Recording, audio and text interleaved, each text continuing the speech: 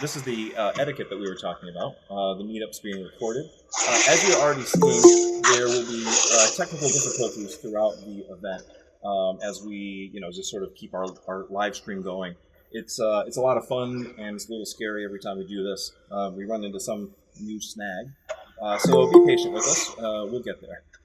As you can see, we've got a presence on the social media, and so lots of hashtags that you can use to share your experience and future experiences with the GDG, with Flutter, Flutter Firebase, and then we also have the Woman Tech Maker hashtag, and so yeah, please go lots of stuff with that information. So let's see. This is the schedule that we are abiding by tonight. We're in the middle of the opening remarks right now, and our guest tonight is Paul Ruiz, and he's going to be talking about the prototyping with the Flutter and Firebase. I'm really excited about this. For me, I'm just super excited because it's very relatable to what I'm doing personally at work. So we have an hour of him just telling us how it is. And while he's talking, you'll be able to add your questions to the... Am I saying this right, Silo? How do they say that? What is that platform? I think it's Silo. So we'll be sharing that link before Paul starts. And you can... There it is. Slide... I can't say that. Slido. Like Scooby-Doo? Like Slido? Okay, well, there's it's Slido. You're right. Slido, okay. We'll share that link. So while the talk is going on, you'll be able to post your questions in there. It's pretty cool. What happens is the questions, you see your question, but you'll see everyone else's question, and you can thumbs up a good question. Questions that get the most popularity, those are the ones that we'll be asking during the Q&A. So our agenda then is that we'll have Paul speak. We'll have Q&A. Then we'll talk about our sponsors and our raffle, and we'll win prizes. We do the wheel of names. That's where we'll collect your names and your attendance in some forms, and we'll add those. We'll spin a wheel. Someone's going to win. We're going to connect with you, and you're going to get the prizes tonight. Finally, we'll have a wrap-up where other organizers can give us some information about what their groups are doing, and we can talk a little bit about what's happening in the future, and then we'll just open it up for people to say hello and just have an open session, so to speak. So let's see here. I think next we want to... Let's see. Jason, I think you're probably ready to do the opening remarks. I'm sorry, I got muted there. Yes, anytime you'd like, if you're ready. Yep, I'm all set. Okay, great. So much of what's going on tonight during our meetup was covered great already by Chad, as far as like how it will unfold, our speakers' name and the topic, like how we'll interact, that it's an inclusive environment, and how even the prize strategy is kind of works its way in. So I'll just add a couple of points. I mean, this is a really great, just overarching trend that we're seeing here. When we reached out during COVID-19 and started doing some remote meetups, we got some amazing buy-in from all kinds of other GDGs, both in North America and then reaching out internationally. It's been amazing how this, pandemic has really caused a lot of people to get actually closer in online communities. It's particularly software development. And it's exemplified here, and it's documented in our YouTube channel and what we've been able to do here. So I'm hoping that with over, about 114 or 115 people, we'll be able to get through the material, learn something new, maybe bounce ideas off each other, possibly find opportunities by talking to each other. That's the goal. And on the screen right now, we just want to, acknowledge specifically the sponsorship we have for this event. Some of the names you'll see on here. come from our local area. Janelle Group is where Chad works. It's a local software development agency in New York Tech Loop. Sort of reinforces the software development community in the area. It's almost a force of nature for pulling together the various areas of the region in terms of tech development. And then we have a lot of other sponsors from other GDG chapters that brought in as well. So it's a great example, if you will, of working together. And on this slide, obviously, you see the breadth of GDG chapters that are involved in pulling this together. It seems like every time we have an event, this list gets a little bit larger, 1 or 2, maybe possibly 4 or 5 at a time. It's quite remarkable how many people are collaborating on this. We thank you all for that. Next slide, please. So just some stats here, I guess, as far as, attendees and kind of where they came from in terms of registration on meetup sites. So pretty good turnout here. And, we're represented in the numbers. We've got quite a turnout relative to what signed up, I'd say. Maybe we would possibly be looking for some more people to jump in, but maybe some people are on the live stream as well.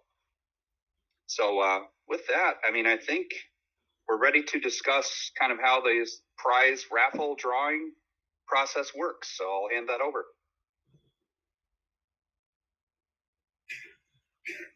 Erica? Yes, I guess it's with me now.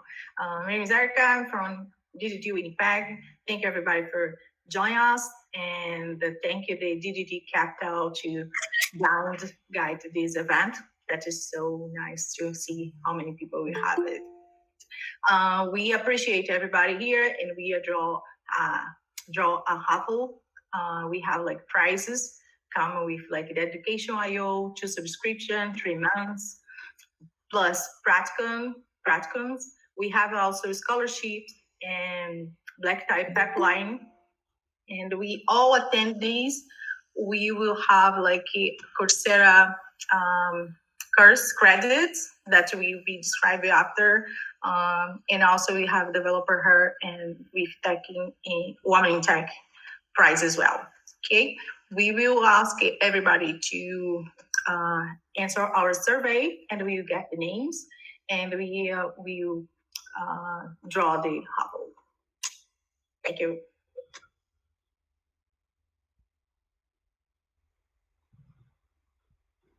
Vishal, can you present? Hello, everyone.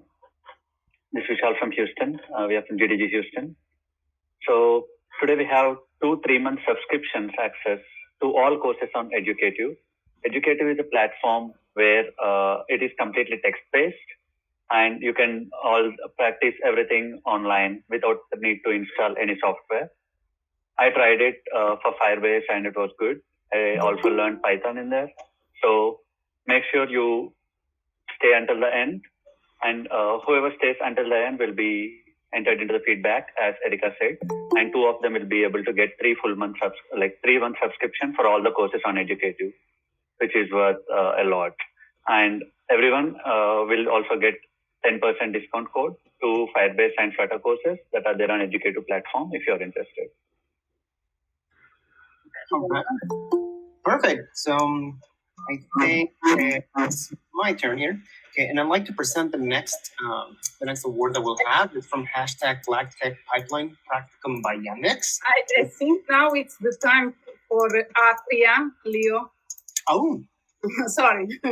So I think we will have the Atria representative, Kaushik Raju, member board of trustees at Atria University, speaking. I don't know if he ready to join us. If not, I think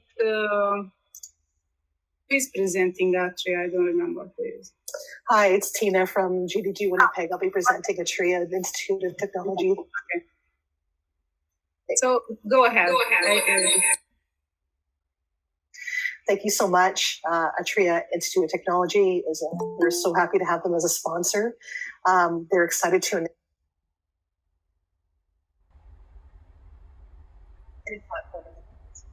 Let's flatten the pandemic curve and not the learning experience curve. Atria will offer to all of our attendees this special offer. You'll have to the form we'll share with you by time, and you'll receive an invitation link from Atria Coursera in 1 day. You can complete the form at the end by the end of September 2020, but you have to enroll before July 30th. Take any course you want and any number of courses you want. Keep in mind that the link will be shared with all the attendees at the end of the platform. Thank you again, Atria Institute of Technology. And I would like to give the word to Atria representative. Is here with us, Kaushik Raju. Can you unmute yourself? Okay. Thank you all. Thank you, DG. I think this is a great initiative, and I think this pandemic has brought the world closer together. I think online, it's great to see all the communities come together. Just a quick word on Atria. Flutter and Firebase are great examples of where coding and technology is going, and the pace that we're going at. I think we'll move away from actually code, but we'll actually look at larger problem statements, and tools like this quickly help you create products. And at the university that we're launching this year, that's where our focus is. We're actually trying to see how do we teach people the ability to look at problem statements and solve them rather than the tools itself. And tools like yours are incredible. Google working on multiple open source platforms. I think it's wonderful to be part of this, and look forward to collaborating more. Thank you so much, and thank you for giving this offer to all our attendees. I really appreciate it. Okay, so next I will present our two scholarships from Practicum. We will have there are two scholarships of 50% discount to Practicum by Yandex Bootcamps. You can go to the next slide. To choose from web development, data scientist, data analyst. The codes will be valid until July 30th. Practicum is a fully supportive remote bootcamp to learn your ideal job tech. Students will receive 24/7 support from tutors, code reviews. Go to the next slide. And peers, and they will learn soft skills that they will get them hired and create up to 15 real-life projects. And now I will hand it over to Leo to other two offers from Practicum. Okay, perfect. Okay, so once again, I'm Leo from GT Fremont, and I'd like to present from #Pipeline Practicum by Yandex. What that is given away 6 scholarships ranging from $600 to $1,000 each to underrepresented folks in tech to choose from. Once again, web development, data scientists, data analysts, and we do happen to have an application form in there. And I believe that it would be a link somewhere on the website, right? Perfect. Yeah, we do have another offer from Practicum. Practicum is offering a special discount of 20% on any course. To use it, if you need it, you have to fill out the following form. And I believe that if it's in here, I can copy the link and paste it on the form. Yeah, and all the other links, please share it in the other chats as well. And there is another offer from Practicum. They are offering also a special discount of 20% to any course. To use it, and you will need to fill your next word, and I'll share that the link for everybody.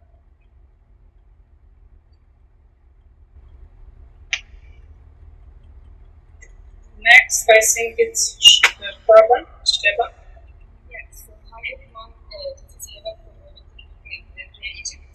So I will talk about one of our sponsors, Flutter.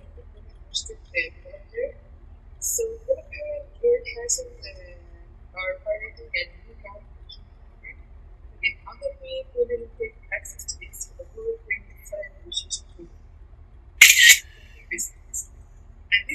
and Flutter is new and believe much improved.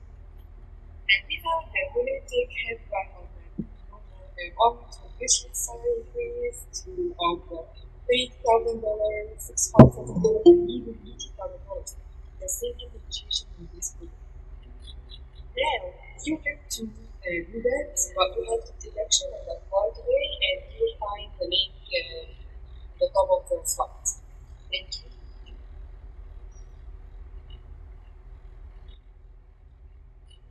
Next. I think it's Jason.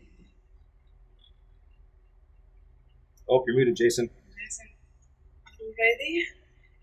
Nope, Jason, you're muted. I am. Can you hear me now? Yeah. Oh, I'm sorry about that. Okay, great. So yeah, I mean, leading up to this point, I've seen just a great deal of coming together. Everybody's been pulling together with the sponsorships and the support. You saw it exemplified in all of the handouts here. It's a really great team effort.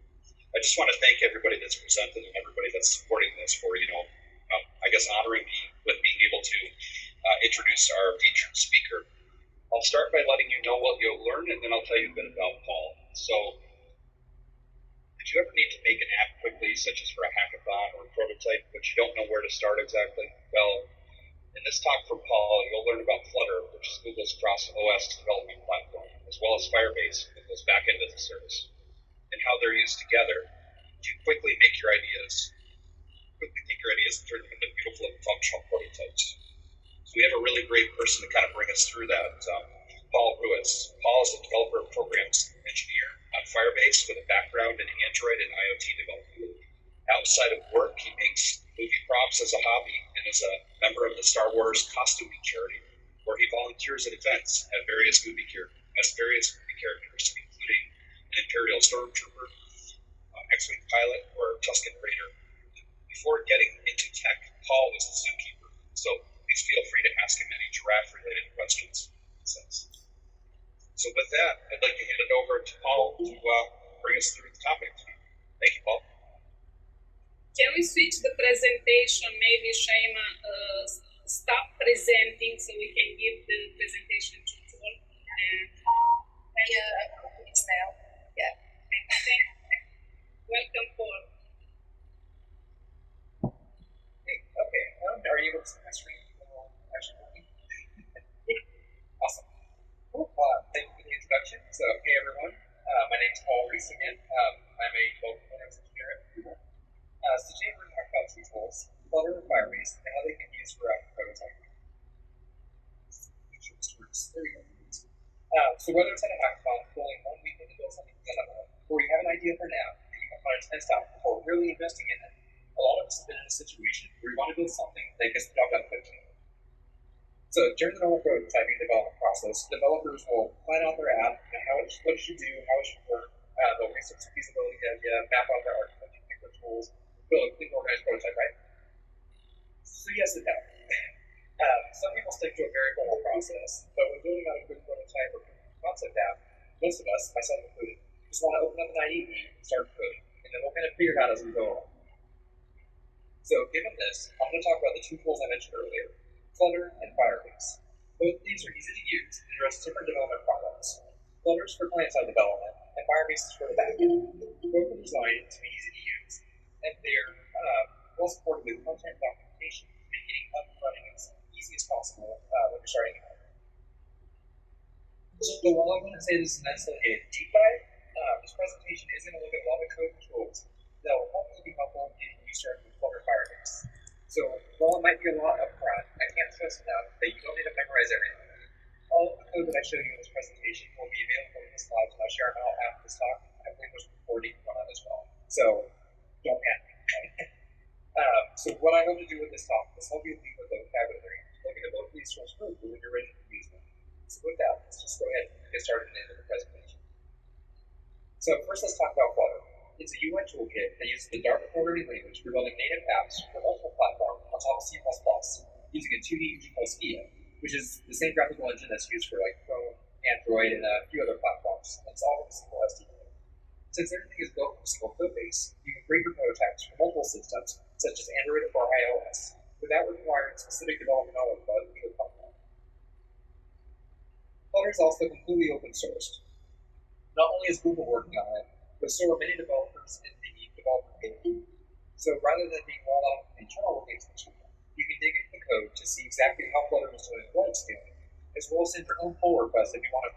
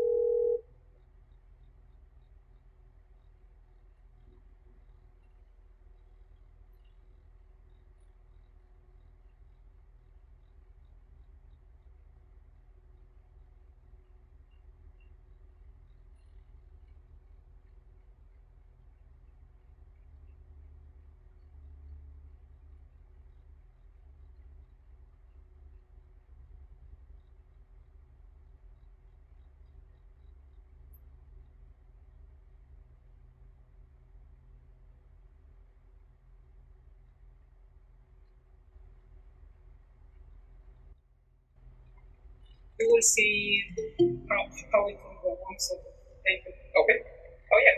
I don't know if that helps or not. I have the microphone at least in the headphones, just in case my mic on my laptop is a little iffy.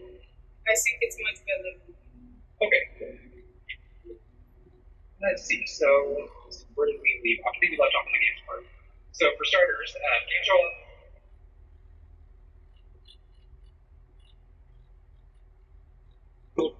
A lot of components from scratch that other platforms currently give you out of the box. Additionally, calling native APIs directly just isn't really a thing. So normally you'd write native Swift or Kotlin code and use platform channels to communicate back and forth to the data level through a bridging process rather than just calling it directly from your Dart code. So while this isn't necessarily a deal breaker, it is more work than just throwing UI together and calling it code. The other thing to consider is audio support, or rather the lack thereof, which I guess we're kind of running into right now. So while audio isn't supported by native widgets, there are third-party plugins out there that can provide this functionality. So which brings me to my next point. While there's a lot of plugins out there for Flutter, some third-party libraries developers have grown to love just aren't really available right now. You'll have to weigh the necessity of things like that versus working with what Flutter has available before deciding to use the tool. Fortunately, there's alternatives to most things, but we'll kind of get into that a little bit later here. Finally, Flutter doesn't really have support for additional form factors like watches, televisions, and cars. So right now, Flutter has very limited support for Wear OS, but no support for things like tvOS. So like we talked about already, one of the biggest draws to Flutter for rapid prototyping is that it's an easy-to-use tool for creating custom UIs. The first part of this presentation is where this talk really starts to get kind of on the technical side of things. So what I want to do is give you an overview of some of the ways that Flutter can be used to build UIs for this first portion. So when you're working with Flutter, everything is a widget, and all UIs described by widgets in a tree structure. One key term that you'll see in the Flutter documentation around this is aggressive composition, which essentially means that aside from some very basic widgets, the widgets that you use in your app, either custom ones that you put together or the ones that come built into the platform, will be made up of other widgets. You can think of them kind of like Lego bricks, where you just connect them together to build whatever you want. So while there are hundreds of these things, I want to go over just a few of them at a very high level to give you an idea of this fundamental part of it. So as a lot of you know, you can't really start with anything in the software world without going into Hello World, right? So this thing is looking at the example to get an idea of how Flutter uses widgets to create a bare bones user interface. All Dart apps use the main function as their main entry point, and in there you can initialize various components to start your Flutter application. You can also see a center widget in this example, which will center your content in the middle of the device screen. Up next is a text widget that, as you can probably guess, it's just going to show some text. It's very originally named. This text widget also has a few properties that can be applied to it. The first one is a string that will be displayed by the text widget, and the second is a named optional property, text direction. that can be used to customize the widget. So once all that's said and done, you'll end up with this stunning example of a beautiful, simple interface that does pretty much nothing. So before we really get into how to use some useful common widgets, I wanted to divert for a moment to touch on how Flutter can be used on multiple platforms. We've all seen apps made with multi-platform tools, but they just don't quite look right compared to what the session has for its standard UI, such as Android apps that look like they were designed for iOS. What makes Flutter handy here is that it's able to tell what platform it's on, so you can apply the proper UI elements for your app based on the OS. So you can actually see here in this example that we're using the same app on two different devices. One's iOS and one's Android, but they both look native to the respective platform that they're on. So this functionality is available through the Dart.io package that can be imported into your app. When the user is on iOS, the platform.isIOS flag will be true. If the user is on a different OS, then that flag will come back as false. There's also an isAndroid flag that does the same thing on that platform, so my fellow Android developers don't need to feel left out by this one. You can also see that we're using a standard ternary statement here to expand the cover widget for whatever platform the user is on. After you've checked against that flag, you can expand an iOS-specific Cupertino widget, which is this whole other package that's available within Flutter that contains these iOS-style widgets. So for this example, we'll look at using an iOS-style slider from that Cupertino package. You will need to make sure that you actually import this Dart package though into your app, so that's what you see at that top highlighted line. Because if you don't import that, then you're not going to have that available, because it's actually available in a separate package, not just in the stock components with Flutter. If the user isn't on an iOS device, then you can just expand a regular slider as a part of the second option in this ternary operation. Finally, you can see that both of these sliders have properties that can be set on. While the base properties are the same in this incomplete example, there are some differences in the components, such as a background color property that can only be applied to a regular slider. I guess you could apply it to the other one too, but it's not going to do much for you. So you'll want to check the documentation of the source whenever you use a platform-specific component to make sure you're setting the correct attributes rather than assuming they're always the same. And then since that last slide for the sake of space, use an incomplete sample. I've included a complete sample for a slider here for everyone. So the value of the slider is actually a double that is saved outside of the widget, and the active and inactive colors are set for the material design version of this widget, and the onChange property is set to maintain state as the slider is used. One thing to pay attention to is that if the onChange property isn't set, then this slider is actually going to be unusable, so you won't be able to slide or do anything with it. So like a lot of things in Flutter, this widget is pretty straightforward, but you will need to look into the source or documentation to understand why certain properties are needed and what they do, which, I mean, you can really save on any platform, so there's that. So the next component that I want to talk about is the list, since honestly, most apps are essentially just list detail streams. There's actually a lot that you can do with lists, like setting them up for infinite scrolling, having items react to long presses, and adding various custom composite widgets that each do different things. So to keep everything simple for this example, we'll start by just looking at the code for a super basic list of generated text items with a circle icon. After that, we'll take a moment to look at adding a swipe to dismiss feature to your list, similar to what you can see in this demo image. If you're coming from the Android world of recycler views, you'll hopefully be surprised by how simple this is, especially when you compare it to like the way Android uses standard view holder patterns and decorators and that whole mess. So the first widget here is the scroll bar. While it's not necessary, it does provide, as you can probably guess, a scroll bar on the side of a list so that users know how far along in the data that they are. After that is the actual list view widget, which provides the scrollable area that contains and controls the list items. This widget also has a collection of properties that can be set to customize the list.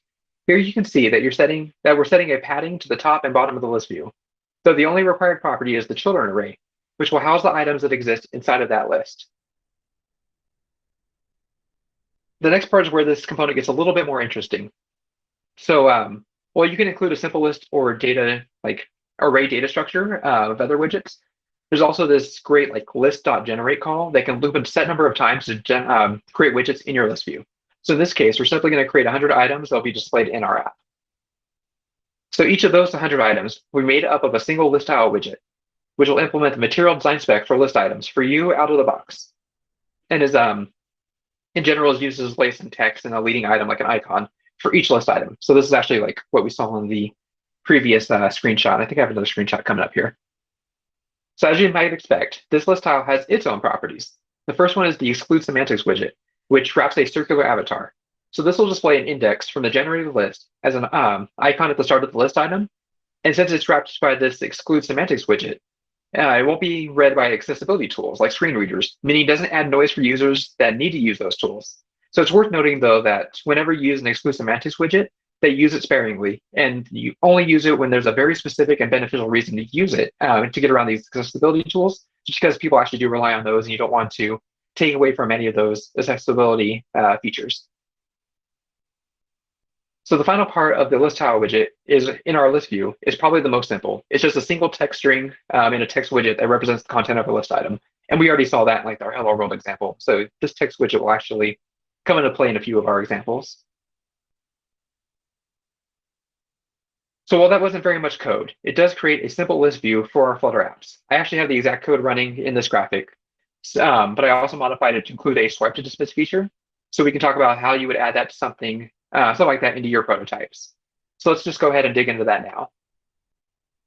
The core of this functionality is just yet another widget, like pretty much everything else in Flutter. In this case, it's called a dismissible. What's nice about this is that we don't need to replace anything in our current list to make a swipe to dismiss work. The dismissible widget just takes the list tile widget from the last section and adds it as its own child. If we run our app at this point, each item in the list view would be swipeable, and would also be removed from the list view if completely swiped off the screen. While optional, the background property does help let users know when they are swiping away on an item by changing what appears behind the list item during the action. In this case, I'm adding a new container widget that sets the background color to a very light green.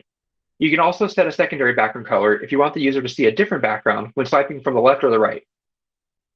So one thing that's worth noting here is that since the background property accepts any widget, you can do some really fun and interesting things in this area, like loading in an animated GIF for that item, list item's background.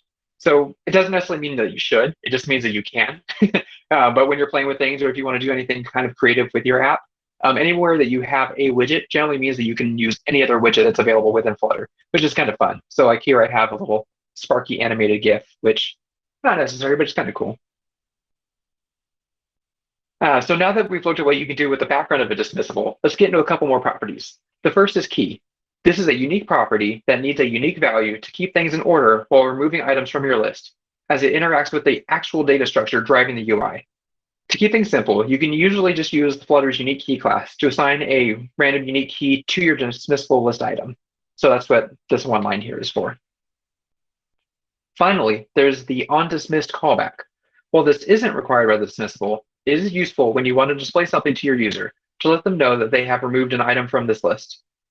This is also where you notify your backend that an item was removed if it's hosted remotely. That way it doesn't show back up for your user the next time they open your app.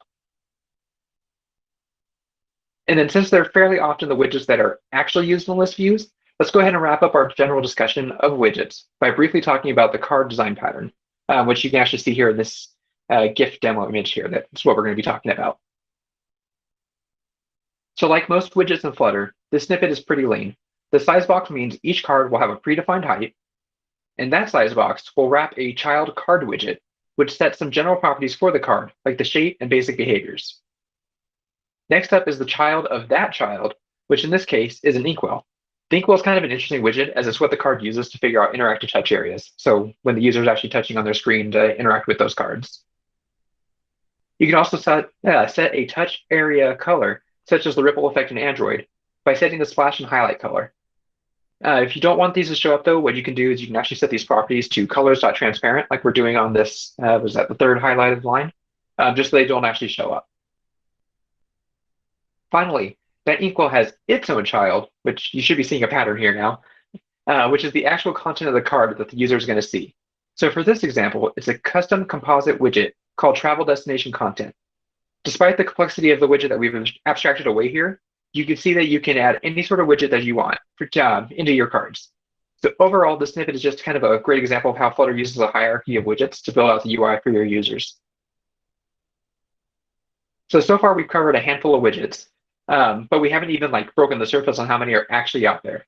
So to learn more, I would really recommend checking out the Google Developers channel up on YouTube, and then look into their Widgets of the Week videos, which I think there was 100, something like that, videos out there. that each go over an individual widget. And then you can also check out the official widgets reference documentation on flutter.dev. So now that we've covered a handful of common widgets, this next section is when we're going to get into some stuff that's a little bit more interesting and useful when it comes to learning the platform quickly and then creating some prototypes. So the first tool that's awesome for getting up and running quickly is the Flutter Gallery app. This app is entirely open source and available on GitHub, meaning you can grab whatever functionality you like out of it to throw into your prototypes. It goes over a collection of widgets that you can use with both Material and Cupertino stylings, and it has a lot of other useful features that you can mess around with in this Playground app. Each widget section in this gallery app includes a descriptor and can bring up the code that was used to create that section. Each widget page also has an icon at the top that will take you directly into the official documentation for the widget that you're looking at. Additionally, there's a variety of tools that can show you how to do animations, media callbacks, or display each of the available stock colors in Flutter to help you get your apps put together even faster. The Gallery app also includes case studies, so you can see how common features work together in a big picture scenario, rather than just a bunch of one-off widgets. You can see a staggered grid view, hero animations, circular animations, different types in a single list, and a few other useful features in just the screenshots that are right here. So this is great when you're trying to put together a quick prototype, as you get the examples of animations and interactive components out of the box, rather than just spending a bunch of your time trying to figure out how to work through solve problems from random blog posts online, Stack Overflow, or other documentation. But speaking of documentation, as you've probably noticed, I've mentioned it a lot already. So I'm a huge fan of the Flutter team's documentation and what they've already put together, especially since a lot of it isn't just the standard, this component does something sort of stuff, which, I mean, we could do better on even the Firebase side with that. So it's great. So one of the things that they have is this thing called the Flutter Cookbook, which is a documentation page containing various code samples or recipes for common tasks that you might want to do in Flutter. So this is just a sample of what's out there, but you can see that it's a lot of great content that you'll use in almost every app, such as animations, design elements, and networking. So the next thing to talk about, plugins are essentially a fancy word for libraries or modules, and are one of my favorite parts about Flutter.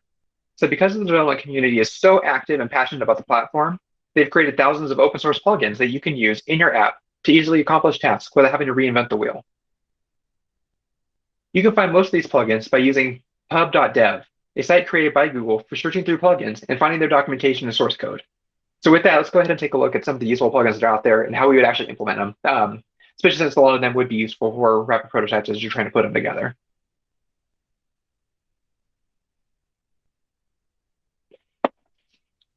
So while there's a ton of great third-party plugins out there, I figured I would start with Google Maps, since it's actually one of my favorites, and my go-to when I want to display location information for my users. So in this section, we'll go over the code that I use to actually make this demo image that's up on the screen right now. Google Maps functionality is all wrapped by a Google Map widget, which can be displayed on the screen. This widget has the bulk of its functionality handled by the on-map created future method. So if you're not familiar with futures in other languages, they're basically one of the ways that Flutter handles asynchronous operations by figuring out what to do in your app before an asynchronous action, during that action, and after that action is finished. So if you're familiar with like Android development, this would be kind of the same thing as async task, but way less awful. So futures will come up a few times during this talk, though a really detailed look of this feature is kind of out of scope for this presentation. So this method is actually triggered once the maps data is finished loading. So in this example, for this presentation, what we'll do is we'll load the locations for all of Google's offices around the world as a list of objects that will then be displayed as markers. Once those office locations are loaded, the map data structure of markers will get cleared, and it will loop through each of those offices. Each office will then be converted into a Google Maps marker that designates the office's location, name, and address. We can also add an action to OnTap, such as bringing up a navigation screen or displaying additional information about a specific marker location. And then finally, we'll take each marker and add it to the global maps data structure that we cleared earlier. Back to the Google Map widget. So we can set the initial camera position and zoom level. So in this case, what it's going to be is just like a really high level view in the center of the middle of the Atlantic Ocean at 0, 0. And then finally, we can add a set of markers to be displayed on the Google Map. So it's just going to take the map that we set earlier and then assign it to our Google Map. So next up is Flutter. Flutter is a third-party plugin that it's also a tongue twister to say, like most things in Flutter. But I thought it was just kind of too cool to not include in this talk. This plugin is great when you want to animate icons, buttons, and other items in your app to add some extra kick to your UI, which is always great when you're trying to sell an idea to someone or show it off for a hackathon judge. It's worth noting that you can do some of this manually using like native widgets, like the animation builder or transform. But honestly, it's not nearly as easy, which is why I actually really like this library, because it just wraps a lot of that for you and makes it super straightforward to put into your apps. So using their animation website, which is like rive.app, you can stage out animations that will then get converted into a vector animation file that you can export and run in your app.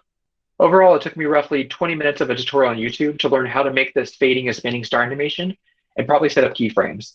But luckily, once you actually know how to put one animation together, it's really easy to do more of them to put into your apps and just really make things stand out.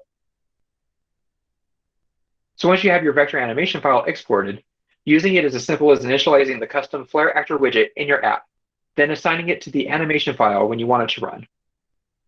You'll also notice that I'm listing the animation title as Go in one of my properties, which is what I called my animation in the web app before I exported it. So you can see how that's actually linked up and that's not just some arbitrary name that they've added.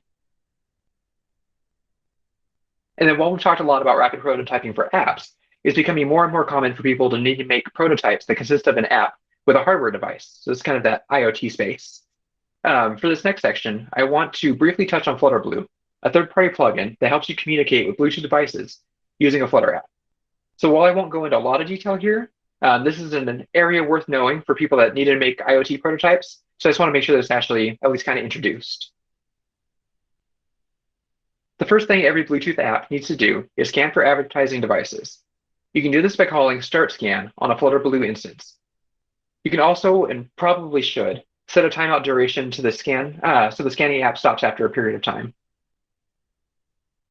Next, you'll listen for results to be returned from that scan, and then you can act on those results, like saving a particular device based off of its name or RSSI value, which is the received signal strength of that device. So it's kind of how you can tell how close you are to the physical hardware from your phone.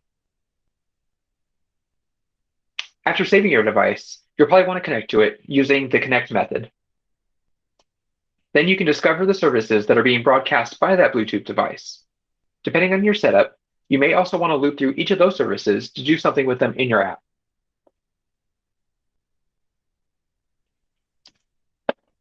Oh, shoot. Sorry, I didn't mean to hit escape on me while I was drinking my water. Let's see, so one thing you might want to do is pull each characteristic or piece of information from the broadcasted service. Is that still broadcasting? Yeah, that's perfect. So not only can you read those characteristics, but you can also asynchronously write back to your hardware device by using those characteristics. The final thing I want to cover with Flutterblue is that you can attach a listener to characteristics that will be notified anytime new data is pushed to that characteristic by another device, allowing your apps to stay reactive while dealing with the real world. So to wrap up our introduction to Flutter, I want to talk about one of the more common tasks that you'll run into when you're building a new app, which is retrieving data from the internet and parsing a JSON payload into Dart data objects. So for this sample, we'll go over a simple list app that pulls data from the Etsy API to display inventory amounts for each listing in a single shop, though the same idea is going to be kind of carried over to anything else that you have. So if you have other data stored somewhere that you're pulling, same idea. So the first thing you'll want to do is use a future builder in your app, which you may remember is a specific component in Flutter that lets you decide which widgets to show during or after loading data. So in this case, I'm using a new method called future listings. This new method that I created, fetch listing. Yeah, okay, yeah, I'm sorry. Future listings is the object, fetch listings is the actual method. But overall, it's asynchronous, and what it does is it returns a future object with a type of listing, which is a custom object that represents the array items coming from the API. This method will use the HTTP package to get the data from our API endpoint. And I just kind of put Etsy URL in there, so I'm not throwing my personal Etsy URL out. And if that endpoint returns a 200 success code, then we'll use the JSON.decode method to convert the response into a JSON object, which will then convert into a listings object. So this is done with a custom object that I created earlier called listings, using some like Dart magic under the hood that converts a JSON map into a list of objects with a type of dynamic, which are essentially just like undefined generics. So whenever you see that dynamic type, just kind of know that that's what it is. It's not anything in particular that's been defined yet. So once we have the data from that feature, we can do another conversion to switch the list of dynamic objects into another custom object, which I created earlier. It's called listing, which is just an additional item from that earlier listings array using similar JSON conversions. This example also sorts the list using a simple A to B comparator operator. That sorting operation isn't really necessary. I just kind of figured if you're putting together a rapid prototype and you want things to look nice, you're going to probably want to sort your lists at some point. So I wanted to include that code in there for anyone that comes back later and references this. So after all of that, you can create a new list view of list tiles, just like we did earlier in this presentation. So I'm not going to go super into detail on that part. And then for the last part of the sample, if there isn't any data in the future builder, so like the first time it runs, and like the data is loading and whatnot, you can go ahead and display this circular progress indicator until the results are actually available. It's also good practice to handle error cases in the future builder, though I didn't in this example to save a little bit of time and space. So that was a ton on Flutter, but hopefully it gives you like a good foundation for quickly getting started with your own Flutter apps.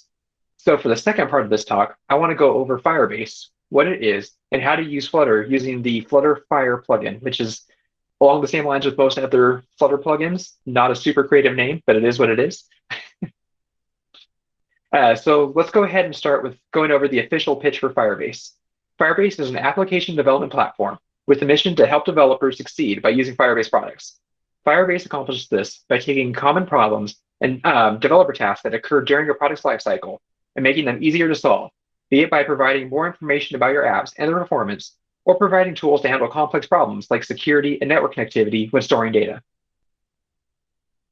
Firebase is divided into three main categories of tools with specific goals: helping your users build better, not your users, helping you build better apps by making complex coding processes easier, improving app quality by helping you catch issues early and fixing them quickly, and helping you grow your app by understanding how other people are using it and engaging with them in meaningful ways. So as you can see, there's actually like 20 different products here, and it would be a whole talk just going through each of them.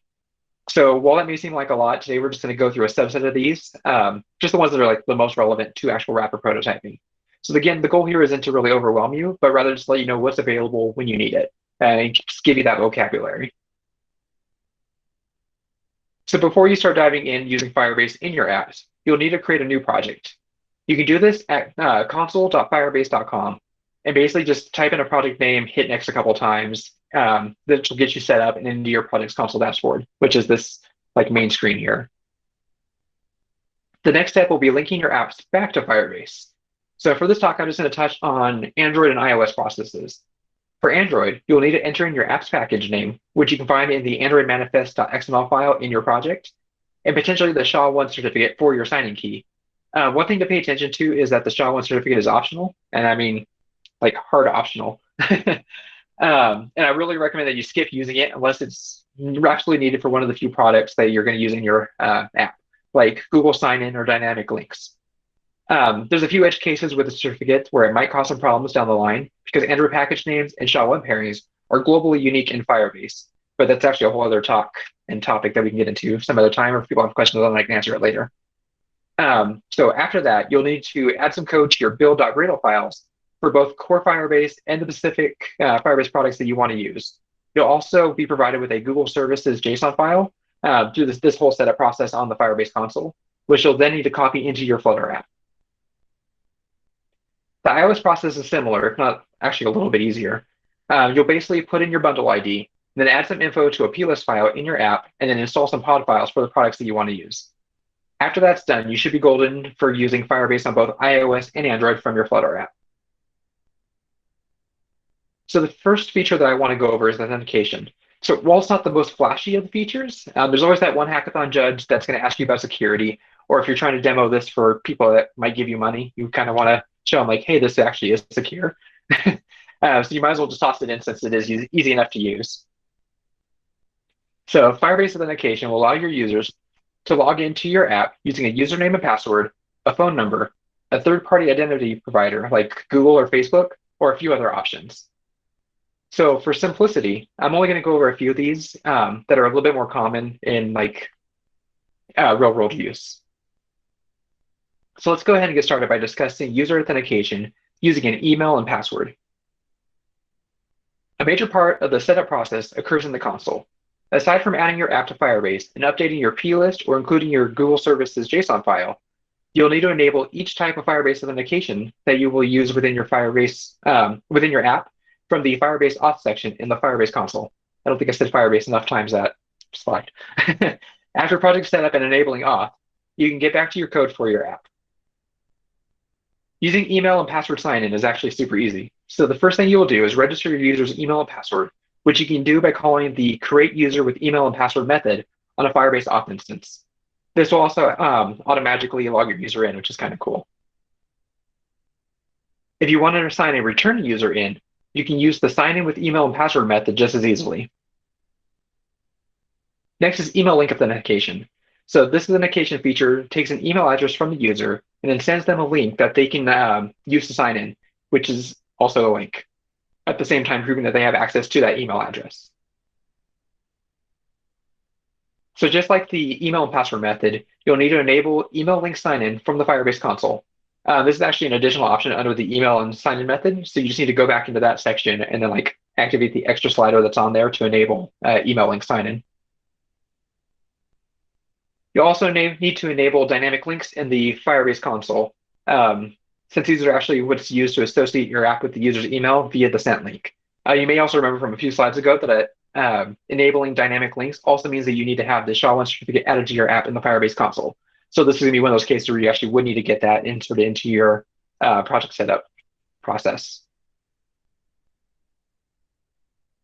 So when you're ready to sign your user in, you also need to email them. You'll need to email them a link using the send sign in with email link method, while including the information for iOS or Android app packages, as well as a dynamic link for your Firebase project. If everything goes as expected, which hopefully it does, it is development, so who knows, they should receive an email like the one in the screenshot that contains a sign-in link for your project. Clicking on that link should open your app for the user's device. Your app will immediately call the did change app lifecycle state Flutter method when opened. You can check to see if the lifecycle state is resumed, and then see if there's a dynamic link associated with that opened app. If there is, then you can just go ahead and handle that use case. So this is actually the method that I use for handling that case. So generally the way you would do this is by calling Firebase auth's sign in with email and link method to retrieve a Firebase user. And then finally, you can just go ahead and update your app's state data so that the UI can then update and whatnot after everything has been changed. So the final auth type that I'm going to go over is Google sign-in. So from my own experience, it's actually one of the easier of the third-party authentication methods to use, but they also sign my paychecks, so I might be a little biased, but that's all right. So you will first need to instantiate the Google sign-in object and then call the sign-in method on it. If the user's device is able to use Google sign-in, then they'll be prompted with a sign-in dialog similar to this one. After the user has selected their account, you will receive a Google sign-in account object. You can use this to call authenticate against Google's identity provider service. Once the user is authenticated, you can retrieve their auth credentials from the Google auth provider. And then finally, you can retrieve the Firebase user using their Google authenticated credentials. Additionally, if the user has been previously authenticated, then you retrieve their Firebase user using the current user method.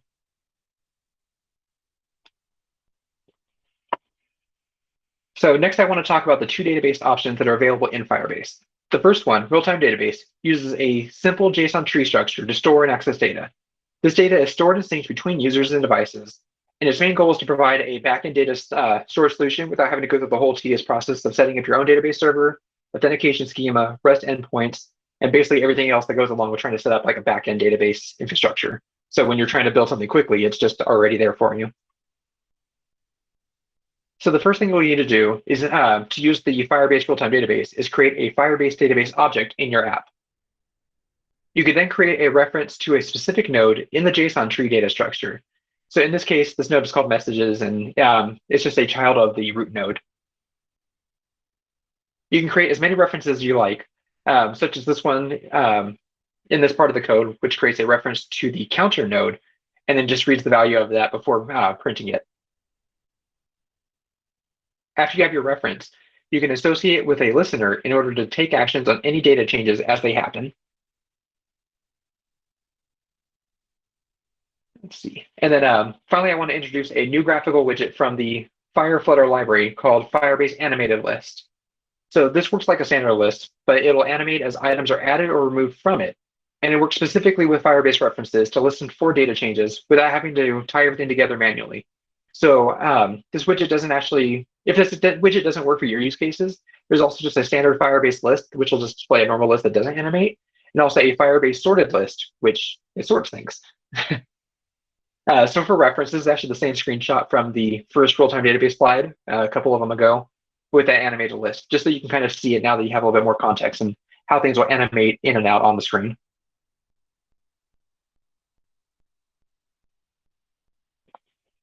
So the second option, Cloud Firestore, is a database tool that allows you to group data using a document collection structure for straightforward access. It offers many of the advantages of a real-time database, such as real-time syncing, offline support, and scalability, but also supports basic queries in addition to direct data access. One thing that's important to remember is that Cloud Firestore can be used in conjunction with the real-time database, as each actually serves its own unique purposes. So one doesn't replace the other. They kind of have their own unique cases that they fit in with. So like most things in Firebase, it only takes a few lines of code to do most of the common actions, like reading and writing data. So by first getting an instance of the Firestore object, you can retrieve a child collection from Firestore. And then once you have that collection reference, you only need one call to add a new document to it. So writing is super straightforward. Or you can use another call to retrieve all of the documents from that collection once. Despite those two operations being actually super simple, let's go ahead and take a look at something that's a little bit more complicated, like listening for changes to your data. So you can do this by creating a stream builder object that listens to a specific path in Firestore and updates whenever new data comes down. So while we won't get too deep into what a stream builder is, you can kind of think of them in a similar way to features in Flutter, except they're activated at any time new data is sent to them rather than just once an operation is completed. This object can then check to see if a data snapshot is available. If it isn't, then it can just return a standard default UI widget. Otherwise, you can retrieve that data from the snapshot, and then using that data, you can update your app state and UI. So in this case, we're actually going to use the length of a data snapshot to define how large our list view should be. And then we're going to display a bunch of list tiles in that list using the actual documents that have come down from Firestore. So while we've talked about Firestore options already, sometimes you need to store and serve user-generated content, such as images or audio files, directly in your mobile app. You can do this using cloud storage for Firebase. Uploads and downloads handled by the cloud storage SDK are resumable, making them more resilient to changes in network connectivity. So if your user kind of goes through the standard example of like a subway tunnel and they just lose connectivity, as soon as they come back out, it should just start resuming for them. When the user's connection is disrupted during an upload, the SDK will automatically handle retrying and resuming the same exact way, which is just critical when dealing with any kind of network connectivity conditions that people can encounter on mobile devices. Once the user's content is uploaded, it can be shared with other users of your app using the same SDK. And since you will likely run into situations where only certain users should be able to see or upload specific content, you can use Firebase's security rule system, along with Firebase authentication, which we just talked about, to restrict content according to your app's requirements. When you want to upload a data object to cloud storage, you can get a reference to that storage path, and then create a storage upload task by calling put file or put data on your storage reference with that item that you want to upload, as well as any metadata that you want to associate with that item. You can also save a reference to that task in order to pause, resume, or cancel the action, depending on how you want to actually set up your prototype and app. Downloading a file is similarly easy. You can specify a storage reference for the file that you want to download, and then get its download URL. And once you have that, you can pull down the file using an HTTP request. Just like we discussed earlier when we were talking about the SE list item app, is the same idea there, just using another URL.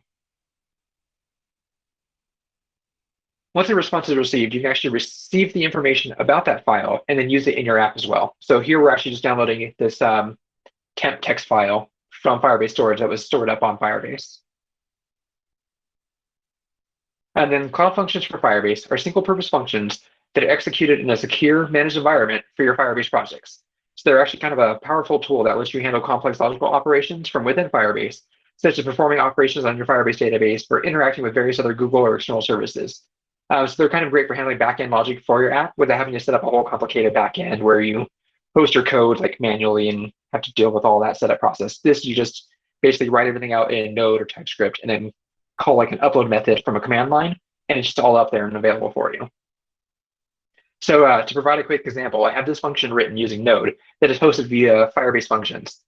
So when it receives an HTTPS request, it'll get the date and respond with a hello message as well as a current timestamp.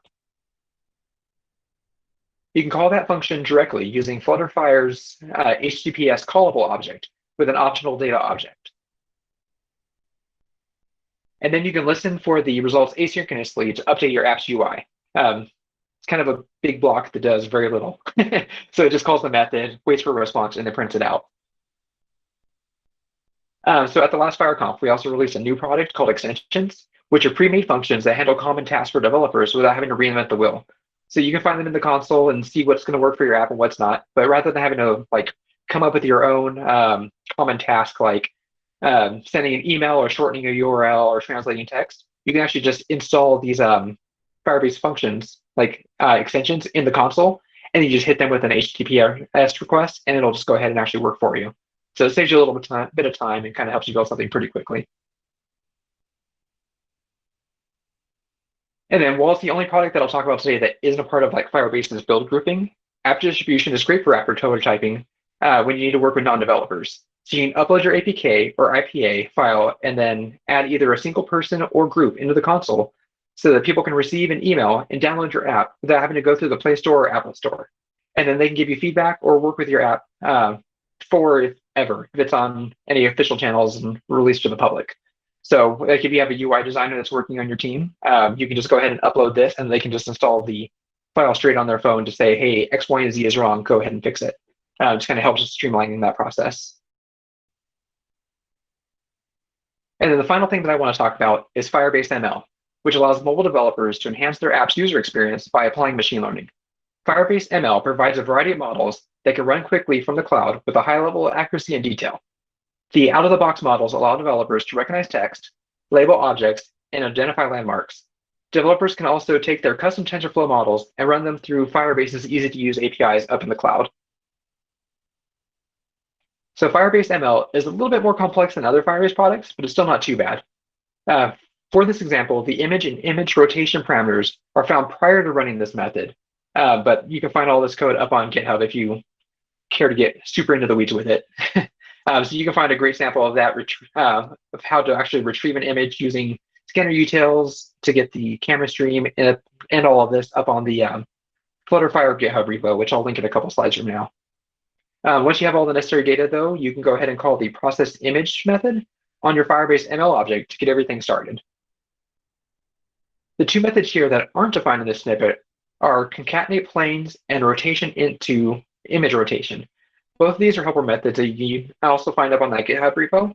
But in short, what they do is they just kind of help manipulate the image data so they can be analyzed properly by Firebase ML. So we've covered a lot today. Hopefully that wasn't too terrible. If you want to learn more about Flutter or Firebase in depth, then the top few links will give you a ton of information and resources like code labs and videos and whatnot. So for Flutter, I actually really highly recommend the Flutter cookbook that we talked about earlier.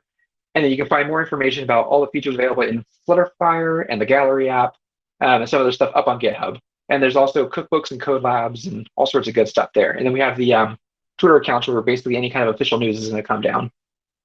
I also want to take a moment to thank all the awesome groups and organizers that put all this together. I was actually on a couple minutes before we started and saw all the work that was going into planning and making sure that actually everything went smoothly, and awesome job. So again, my name is Paul Ruiz, and I'll be posting slides for this talk up on Twitter on my account, it's actually right there, or you can reach out to me directly through my work email at ptreese@google.com if you have fairly in-depth questions. Otherwise, I think we're all set for Q&A. Well, that's exciting because we have quite a few questions ready for you. So, Oh, Linda, no. who is it that is asking the questions? We have several people that have been watching Slido, and I think they're ready to present those questions to you. 1 second, I will share the slides and. Oh yeah. So share now. Screen. This 1 second, I will have the questions ready.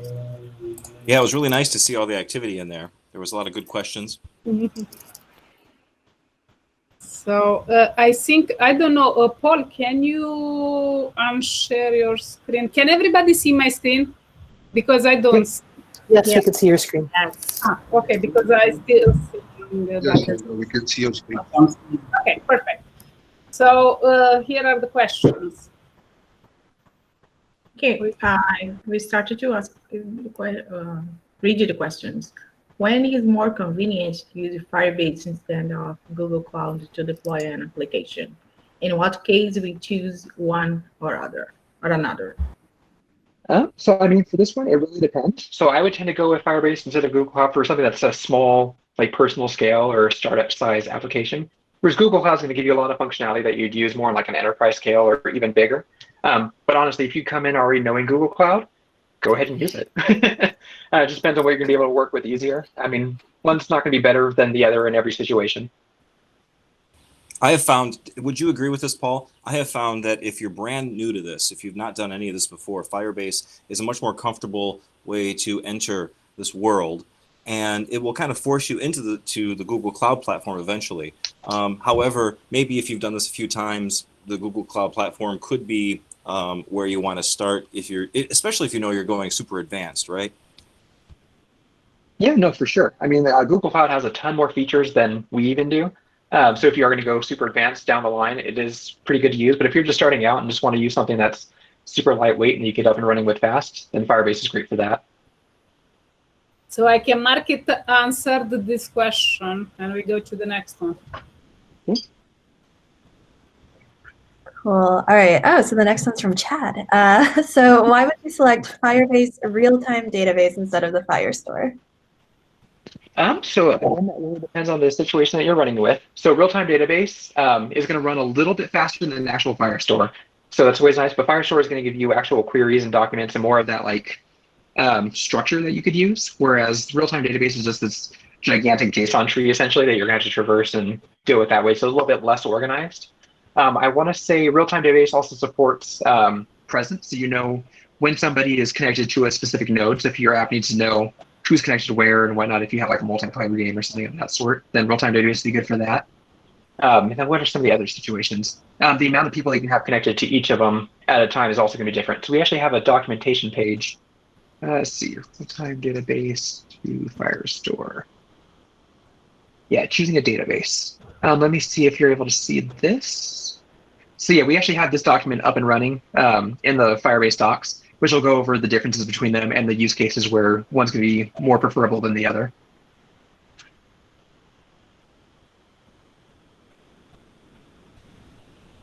That's great. Thank you. That was my question, so that's helpful. Especially, I didn't know about that. That it could tell you who was attached to the node. That's nice. Yep. Yeah, the presence API is pretty awesome. All right. Okay. So we have the next question from Anonymous. Is it only the prototyping or the complete app which can be released on Play Store that can be developed with Flutter? Oh yeah, no, you can actually release like full-on apps with Flutter out on the Play Store. I don't remember completely offhand who is fully doing that right now. I thought like Duolingo and a few other people were. But no, we actually have some big name apps that are out there complete in Flutter on the Play Store and the Apple Store. Hey, yeah, so this Deepak, it was me asking that question. Am I audible? I'm sorry. Yep. Yeah, so I know that there was an earlier question that should we be using Firebase or the Google Cloud. So does that mean that using the Firebase Cloud to deploy the backend, or you could also develop in Firebase and deploy in the Google Cloud, right? Is that correct understanding? So I mean, if you want to use both, I don't see why one would stop you. So Firebase is actually built on a lot of Google Cloud functionality too. So like data store and some other stuff. So there is a lot of like cross-pollination in there. So if you wanted to use both, I don't see why there would be a problem with that. But you can use Firebase to develop your backend APIs and then deploy them on the Google Cloud, right? That could also make a use case, no? I'm not quite sure what you mean by deploy on the Google Cloud from Firebase.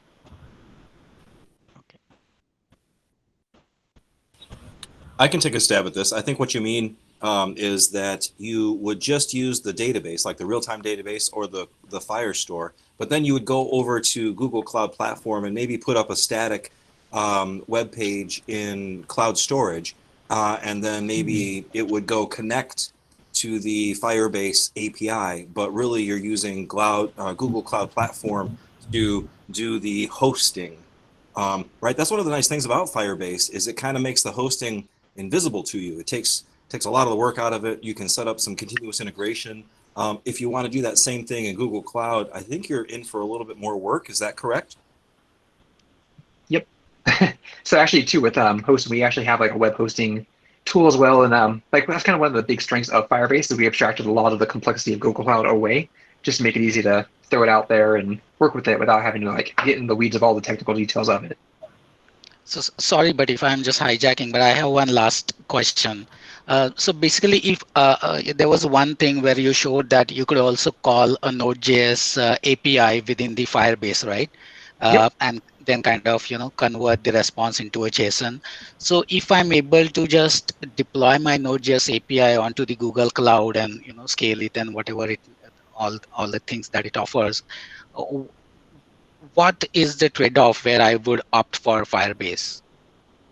I mean, the SDK that we have is kind of the big aspect of it, but Cloud Functions on Firebase are essentially very similar, if not the same, as the Google Cloud one.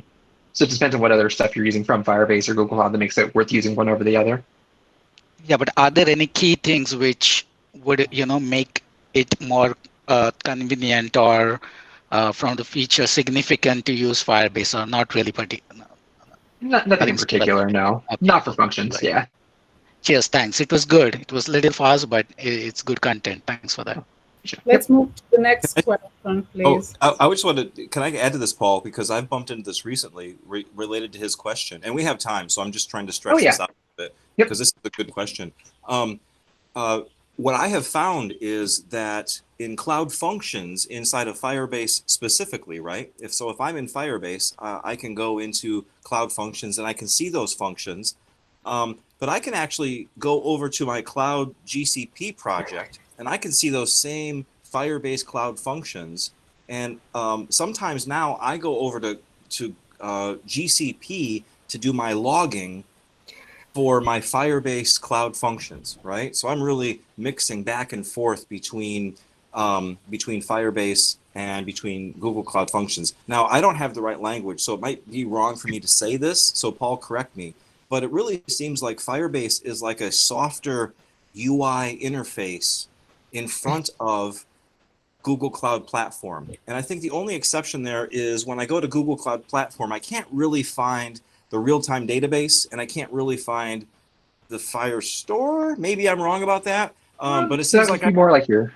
Oh, I'm sorry. That would be more like your data store for that part. Yeah. But that's been my experience. Is that Firebase is really a UI that is a little bit in front of Google Cloud Platform, and I've found almost every feature that you find in Firebase, you can go wrangle that in Google Cloud Platform, because I think under the hood, it really is just another Google Cloud Platform project. Paul, what's the details? What am I getting wrong there?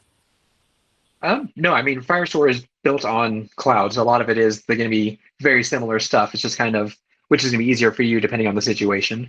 So like you were saying, the functions themselves are going to be the same across GCP and Firebase. Real-time database, I don't think has anything analogous on GCP. But Firestore will. Authentication, I think, is a little bit more Firebase heavy. But then there's other stuff for authentication in cloud. So it just depends on some little differences in between on each of those products. For me, that was a big difference, actually. The authentication model on Firebase is wonderful.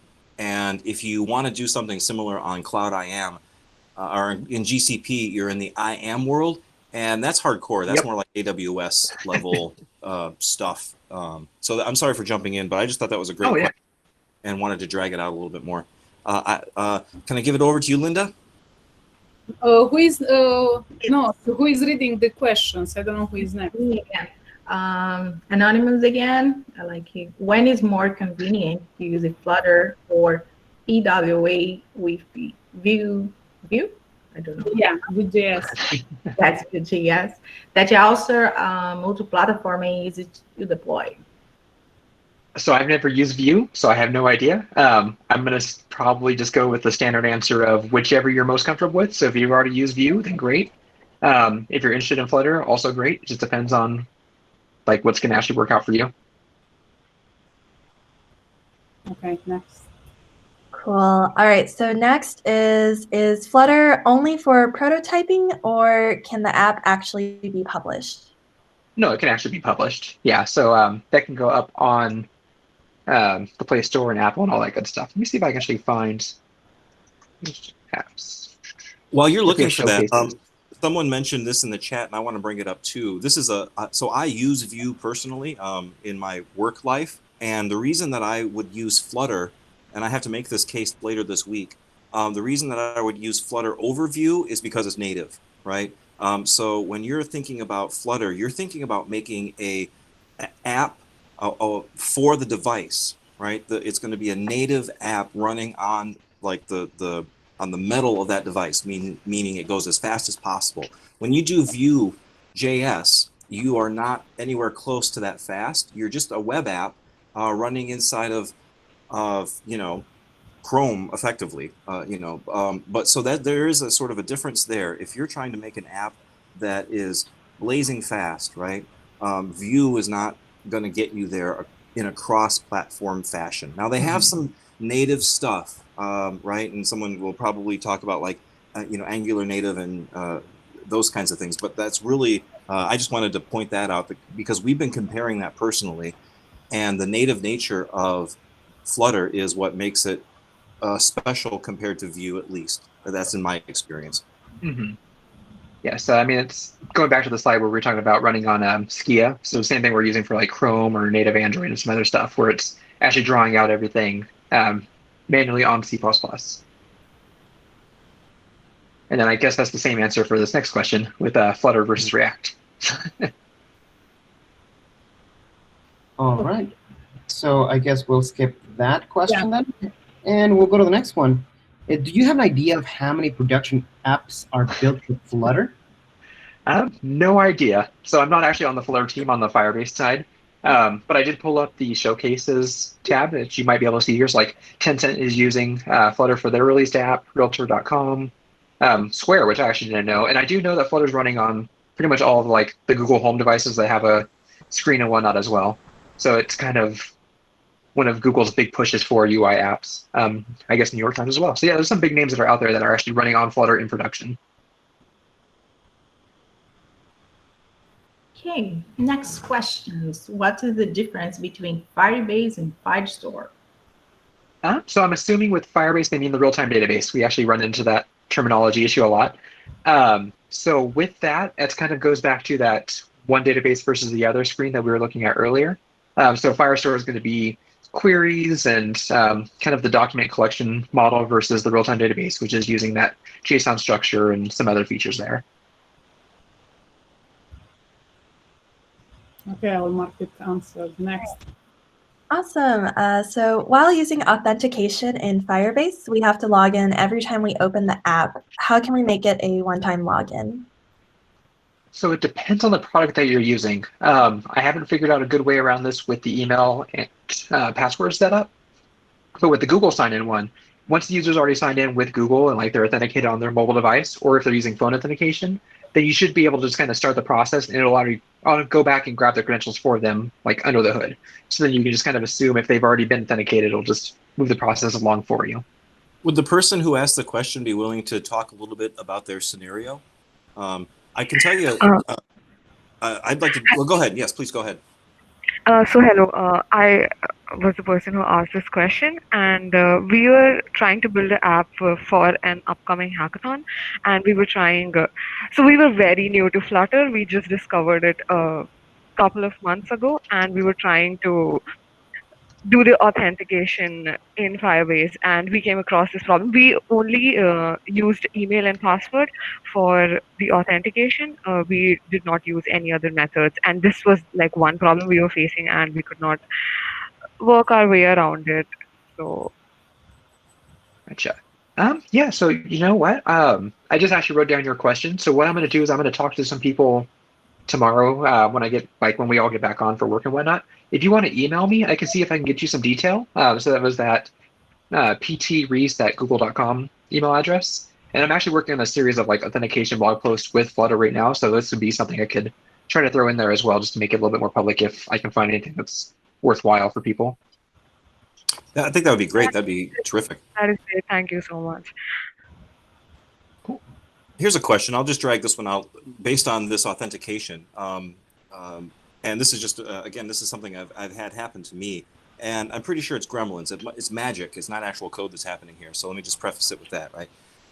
We have a Firebase app, and we're using the authentication model. And strangely, one of the first people who was helping me build and test the app, right when we were firing up the authentication, at some point, he could no longer log in, right? It's as if his profile got corrupted. And it's funny because he'll go over to Firebase and he can get in there. But if he tries to use Chrome to use this Firebase authentication, it's just a no-go. And I tell you, it's the strangest thing because he's the only one. It's been persistent across machines. So I'm not asking for you to solve this because we've had nothing but success with this model. And this is just like I said, it's like magic. It's like he's got some special gremlin that's saying, nope, you can't authenticate this way. But that's rare, right?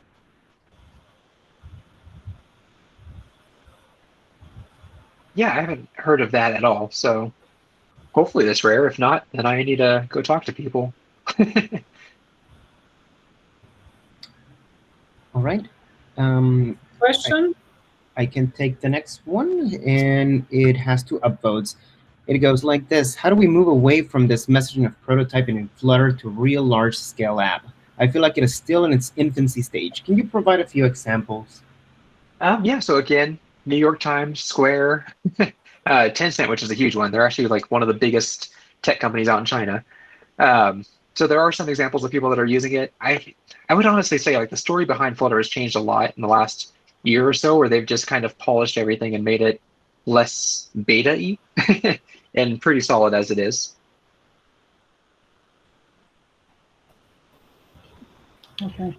Yes, then next one. Do we need to use a Dart with Flutter, or we use something like a Kotlin? Yep.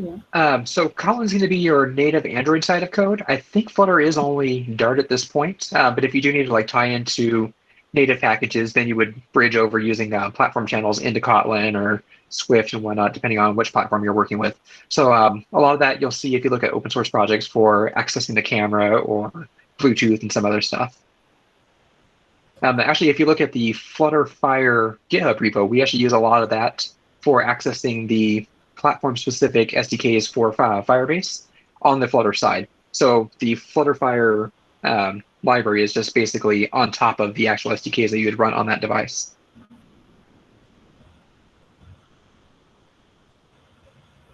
Cool. All right, so next is why can't we call it native API? Isn't Flutter native itself?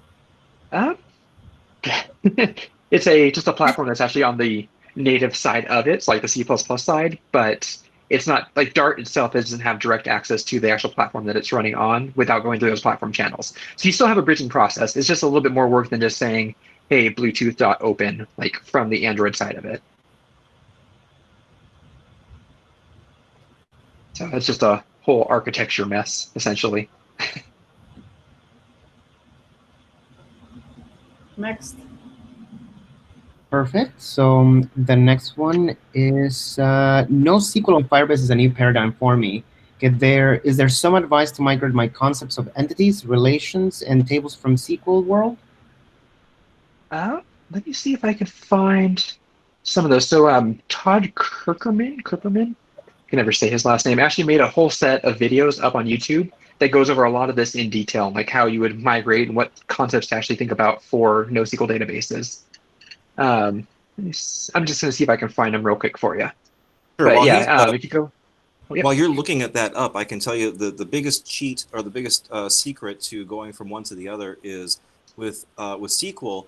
The complexity is when you're querying. You're looking for you write a complex list of questions on data to get the data you want. That's how SQL works, right? A select statement.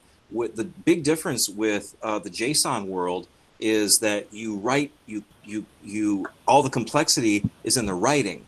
You actually duplicate your data a lot in a way that makes you feel dirty if you're from the SQL world, right? You feel like I shouldn't be copying this again. I should, but you don't. You actually copy things. You duplicate data so that it looks like your view. And so the simplest starting point is with SQL, you have a complex reading, a complex select. And with the JSON world, you have a complex writing so that when you read, the data already looks the way that you want it to look. Can I mark it answered this question? Yeah. I think he has, Paul, you have some references, right? Oh, yeah. So I actually just posted the link for this YouTube playlist of all of Todd's stuff that goes over a whole bunch of stuff of how like NoSQL and Firestore actually works in the meetup chat. I guess I can also share this out on Twitter too later for people that want it. But then the other thing I was going to do here, so this is actually an app that I'm in the middle of developing right now, but you can actually use references, which are pretty great. So like in this one, I have these flashcards and they're just broken up into sections. And what this is doing is just referencing back to another section. So you don't have to keep duplicating everything per se, but what you can do is actually say, hey, I have this information already stored off in this different part of the structure, and then just reference back to it. So again, it's just a whole different way of thinking about how you're storing your data and using it. But yeah, I mean, a lot of that's going to be covered by that YouTube video, and then there's some documentation around it as well. I'm not sure if this first question was answered or was upvoted and came up front. So I think came up front. But that is the question. I will ask her. How does Firebase pricing compare to GCP? So a lot of the pricing is going to be just completely separate because they are separate products. We actually have this firebase.google.com pricing page. So we actually have this free tier called Spark. So you get pretty much a certain quota of everything on a free tier. And then once you go over that, then you have to upgrade to like a pay-as-you-go Blaze plan. But then even when you go into that pay-as-you-go tier, everything within that free quota is still free up until you've used up that limit. So things like A/B testing, analytics, some other stuff is always free. Authentication, you get like your 10,000 authentication calls per month for free, and then you get charged for it. Once you go over a certain amount of data and requests per day, some other things of that sort. Cool. I think another question just got upvoted. In Flutter, I encountered a lot of errors compiling, and the errors aren't too clear. Do you have crash analytics with Flutter?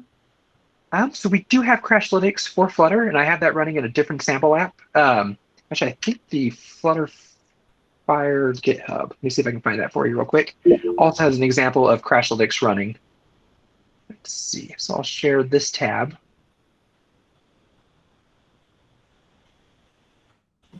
Yes, we actually have Crashlytics running on the Flutter Fire GitHub. So you can look through that. If you do run into issues, though, we actually have the Firebase support team, which is actually part of what I run. So that's like my main job, where they can answer a lot of these questions too. So if you run into these different crashes and you're just not quite sure what's going on with them and you can't find answers online, you can reach out to us and we'll have somebody available to kind of help you out with it.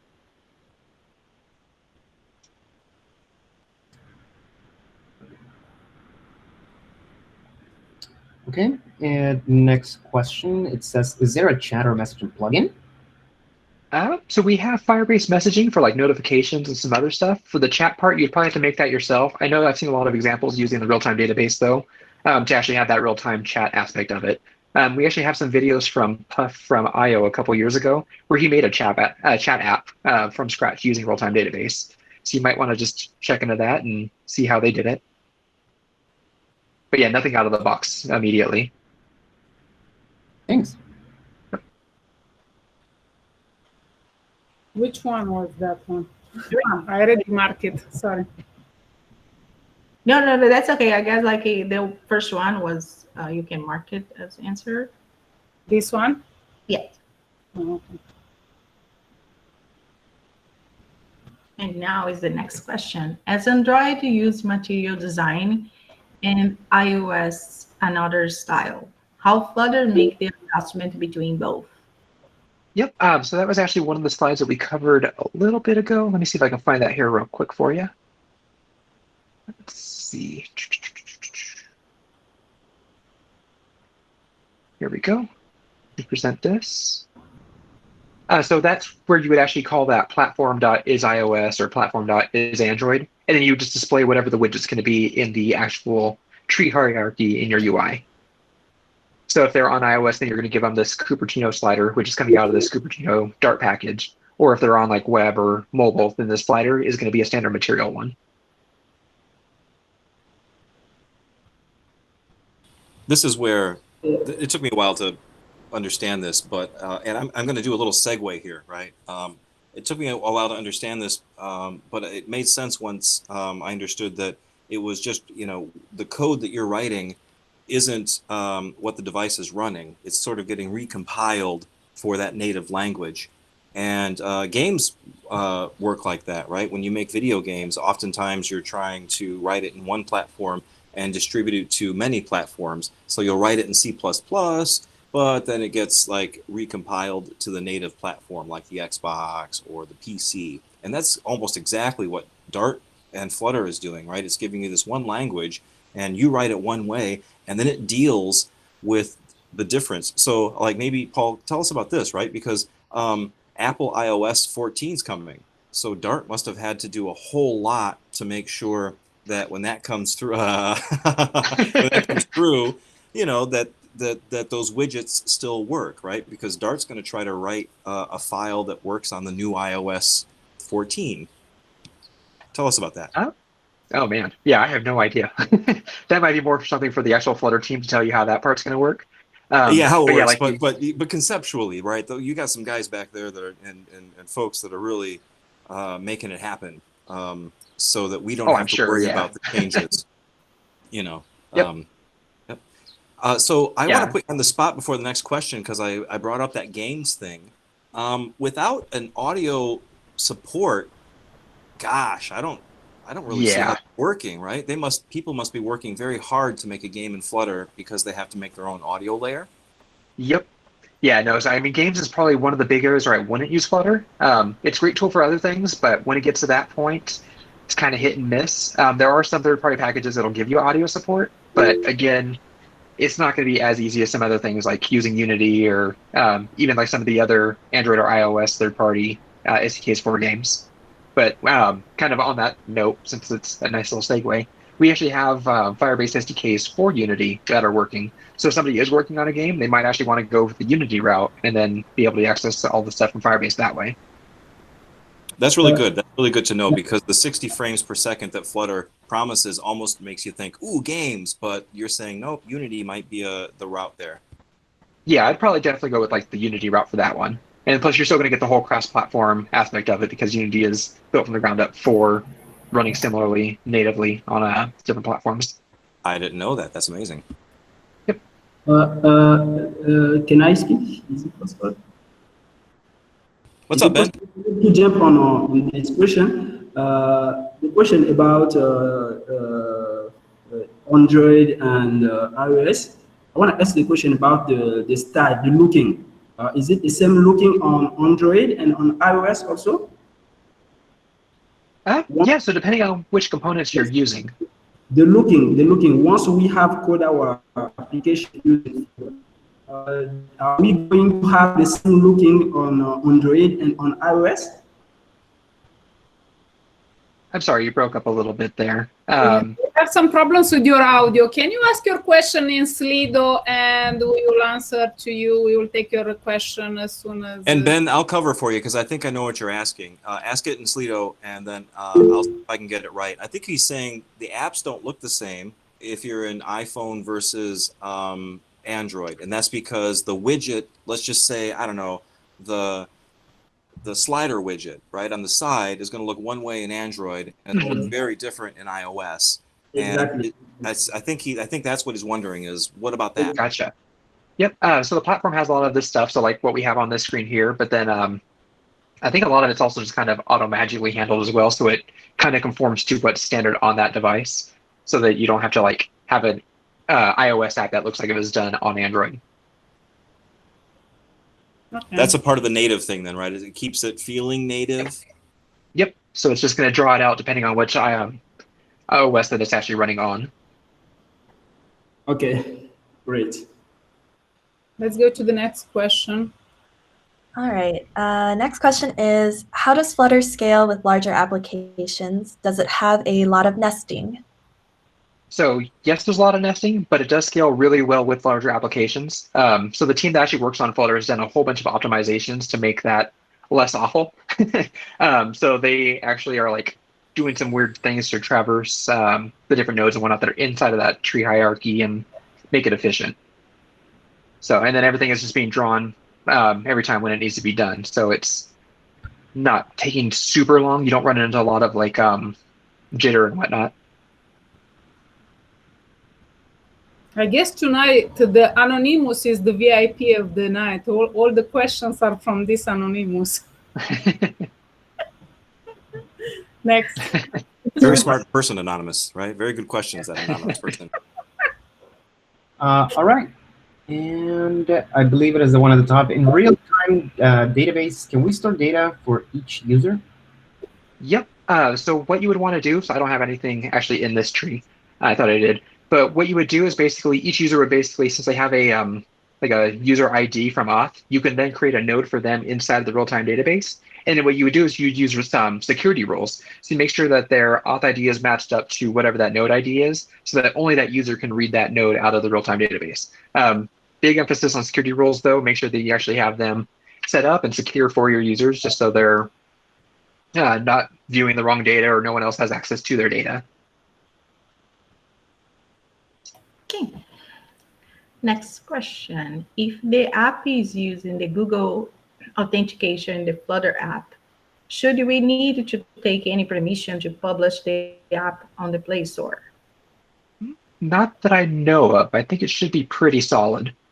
The only thing I would kind of mention is earlier I was talking about the SHA-1 that you would have. So let's say we have an Android app.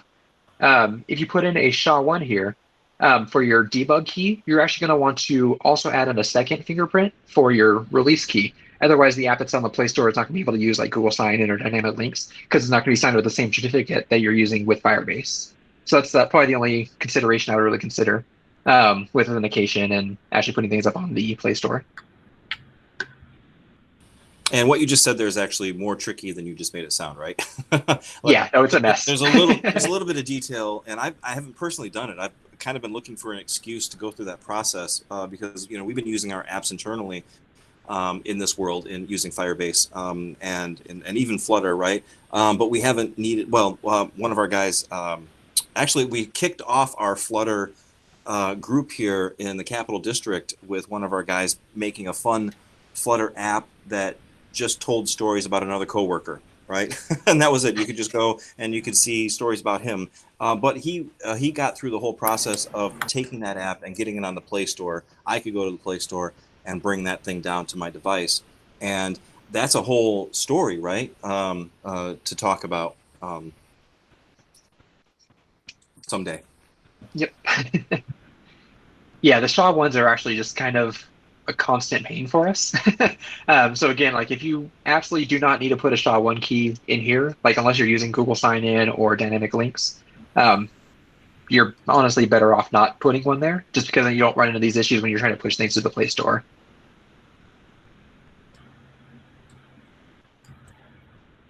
All right. So next we have, can dismissible be used for anything or only list items?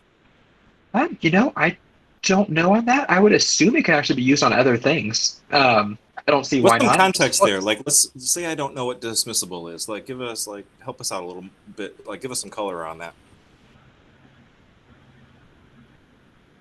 You mean me? Excuse me? Either the question asker or Paul. Like, I'm just wondering, like, what's a dismissible? Like, if you could just give us some details on that, and then and how we would use it. Gotcha. So I mean, the dismissible was the widget that's able to wrap just the different list items that we used so that you can swipe on it to get rid of it from the list. I honestly don't know if you could use it in other things. I don't see why not. It seems like something that'd be perfect in like a grid view or some other areas. That actually seems like one of those things that'd be fun to just kind of pull up the gallery app and try out though, see if that works. Flutter does some really weird stuff when you start taking widgets and putting them into places where they don't belong. So like when I put that animated GIF in there for the background on the dismissible, you can actually put an entire Flutter app as a background of a list item. So I don't see why you couldn't use dismissible in other places and just see what works and what breaks. Kind of play around with it. I thought you were going to say that was wrong, but it seems like you were fine with that. I mean, it probably is, but it's fun. It sounds fun. Yeah.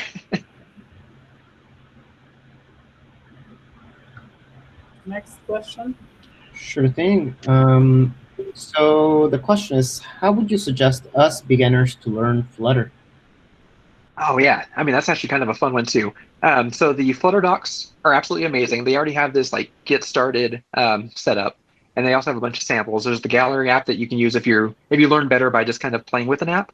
If you learn better from courses though, we actually have free Coursera courses that are out there. If you learn better from reading, we have tons of blogs and actual documentation out there.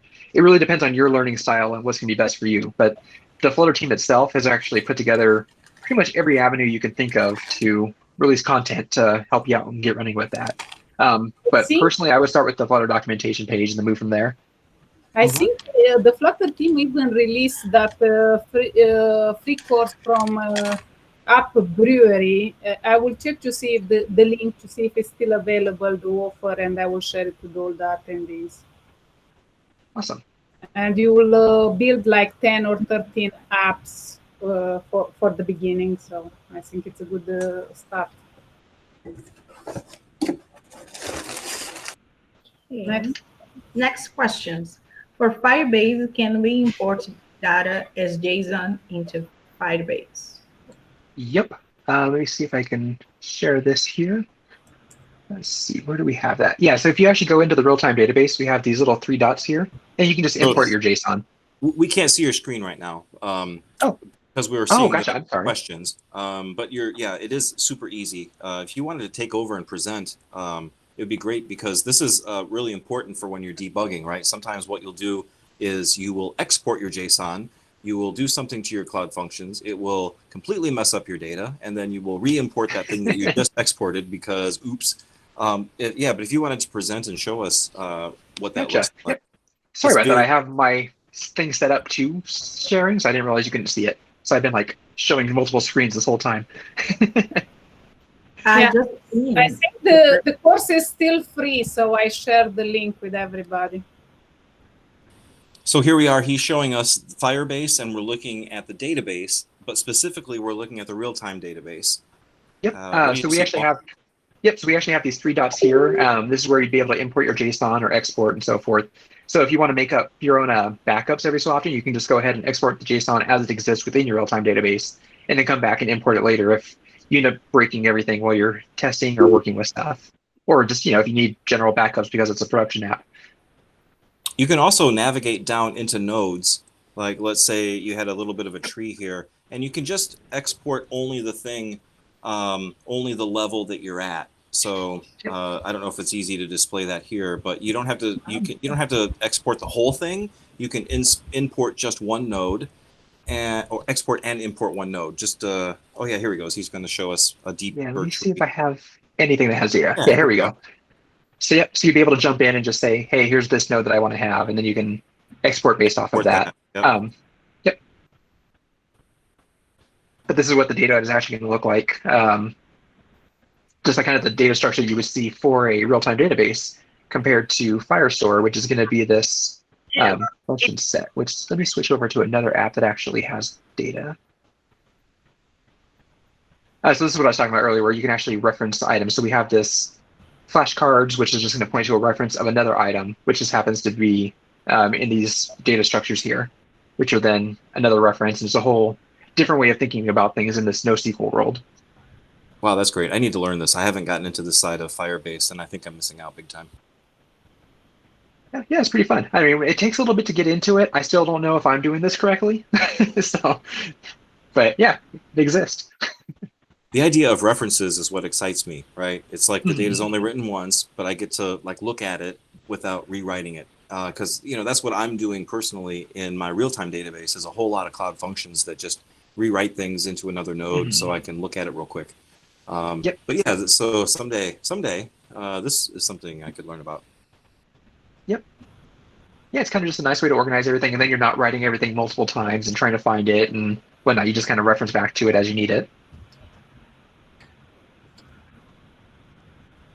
All right, so we can't see the questions. I guess the next question. I'll stop presenting again for you. I think the next question is, why did Google specifically use Dart for Flutter? Who knows? Google does a lot of stuff where we don't even know internally why they do things. I'm guessing it's because they had already created Dart and put a lot of time and energy into it, so why not? And it was probably kind of hit the requirements they needed while they were working on that platform.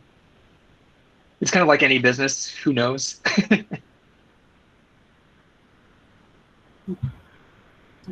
Let's go to the next question. Sure thing. Is there a way to use CSS styling with Flutter? Not that I am aware of. So I don't think that would be something quite relevant to what the way Flutter is set up. Next. Okay. Is it better to go maybe if you know Python language, or does Flutter still win over KV? So I've never heard of Kiwi, but I mean, if you know Python already, great. I mean, I'm not on the Flutter team. My job isn't to sell you on it. So use whatever is going to work best for you. Great that I'm not the only one that don't know Kiwi. Okay. So next is, how can we give the rules for the database document? Yeah, so that's going to be all the actual security rules. So you can find the documentation for that up online. Just search for Firebase security rules. And then all of that is actually going to be available in the console. So let me actually share this again. Let's see. A window. While he's pulling that up, that's something that I'm not doing a good job of. I've personally been working on a Firebase app, and I've been hiding things in the DOM, right? I haven't really been keeping the data secure in a way that maybe Paul can tell us about, right? Because you can that data can still be sort of available even if the app isn't showing it. And I'm a little bit in that world right now. And we were just talking today about how I need to get into this database and also lock some stuff down in here. What do you think about that, Paul? Yeah, I mean, that's honestly most people that use Firebase. So we're actually trying to do a big push now to teach people about security rules and hopefully get them to use it just so that their systems are a little bit more secure and their data is not open. Because you could use REST endpoints if somebody knew like what was there and kind of poke at it and change your data around or grab it, and you just don't want that to happen. So both Firestore and real-time database are going to have that. I think Functions also has it, but I'm not 100% on that. Same with storage. So let's see, I don't have storage set up on this project, but that's okay. But yeah, so basically what would happen is if you go into your actual database project here, let's go ahead and look at the real-time database version of it. You're basically going to just have this kind of JSON tree of what are my rules, when can the user read and write. You'd probably just have things in here like the user's UID versus what the node is called, and check against that. You can actually find the documentation though for all of that. Let's see, Firebase security rules. So we've got a ton of videos out there. Doug wrote a bunch of them. Todd did. I think Rachel's actually working on a whole new set of them as well. Just blog posts. I think she's already put some out. If you don't know, he just name dropped like the rock stars of Firebase, right? I don't know if you watched the videos, but we got Firebase Robin Williams here and a couple other guys. Yep. So yeah, we have videos out there that'll kind of walk you through how to use security rules and why they should be used and all that good stuff. Next question. Sure. It's a statement rather than a question. Hi, I am not anonymous. Yeah. So we have another VIP tonight, the not anonymous. That is breaking the ice. Don't break it too hard, please. I'll tell you, we're pretty close to our 8 o'clock time, which is raffle time. We do have 2 minutes, so if there is like one more question we can squeeze in, that would be pretty good. But if there isn't, I think a few of you might be interested in that raffle.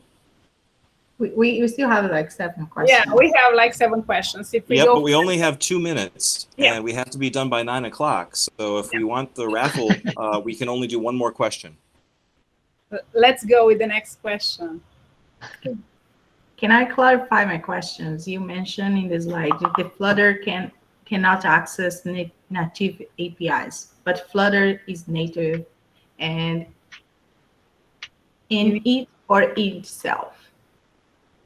Yep. So basically, it doesn't access it directly from the Dart side of things. So what it can do is that you can write the Kotlin and whatnot to access the platform side, and then you can use platform channels. So let me see if I can actually show you how that would work. So like here's the Firestore platform interface inside of the Flutterfire library, and it'll kind of go over, let's see, maybe this part. I'd have to actually navigate through some of this, but it can show you how you would go through and access each of those independently.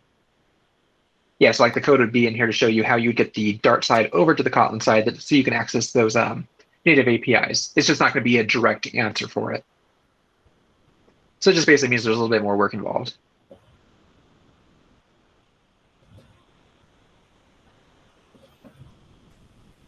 Okay. Cool. Does Flutter replace Kotlin? What do you think? Not that I know of. I mean, Kotlin is still being invested in. We're still doing a whole bunch of work with it. I don't see any reason why they would kill it off. I mean, but it is Google, so who knows?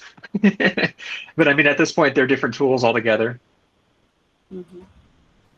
The last question, that one, is there any Coursera 3 months access coupon? It will be just in a while. If you wait, we will have our raffle, so you will get it. Oh, so this. So we have only 4 questions. Do we want to? So let's if we want to stay on time, which is really important for the stream and for the promise that we made with our agenda, we need to stop the questions and we need to give stuff away for free, right? We need to tell people about our sponsors and all of that. I imagine if you still have more questions in Slido, you know, I'm not sure what Paul's availability is, but let's move on. Who was it, Linda, that's introducing our sponsors? I think Shaima, can you share your screen with the next slides?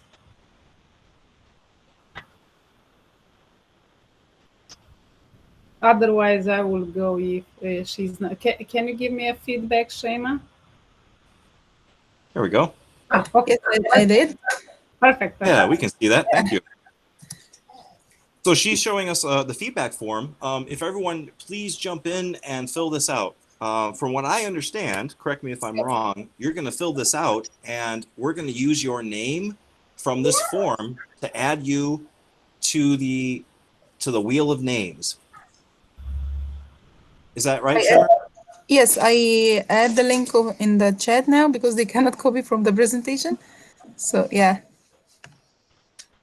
So if someone can share even in Slack and in the other chats, we will try to share this. Yeah, here we go. We're trying to get you all that link in the chat.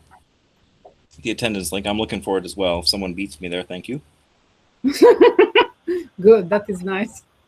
So let's go with the next slide. Okay. This one after the form? Yeah, after the Okay. Next. So I think Anna from GDG New York City, can you present your, we have some announcements. So.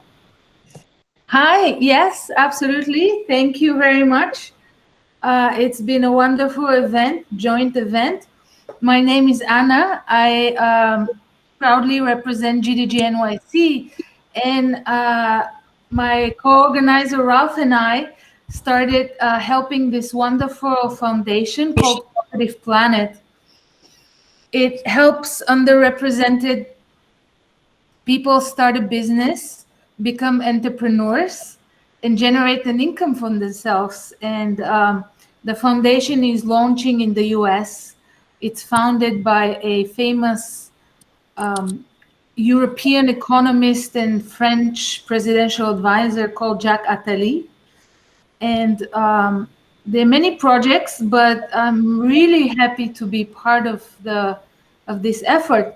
So I would like to issue a call for volunteers. If you'd like to apply your skills in web development, for now we are using WordPress, but would be wonderful to have an app. If you'd like to help us build a Flutter app, for example, we would love help in digital marketing. If you like web design, user experience, if you want to donate just a few hours a week, I've put my contact info there. I'll post that slide to the chat. And yeah, thank you for the opportunity. Thank you, Linda and everyone. And please let me know. Yeah, I think last time you said that you had a lot of people joining the volunteering. So I'm really happy that you get this chance to spread the word about this great opportunity. Yes, we, like I said, it's a volunteer base for now, and there are many roles. So fundraising events, contacting donors. I'm planning to do GDG events together to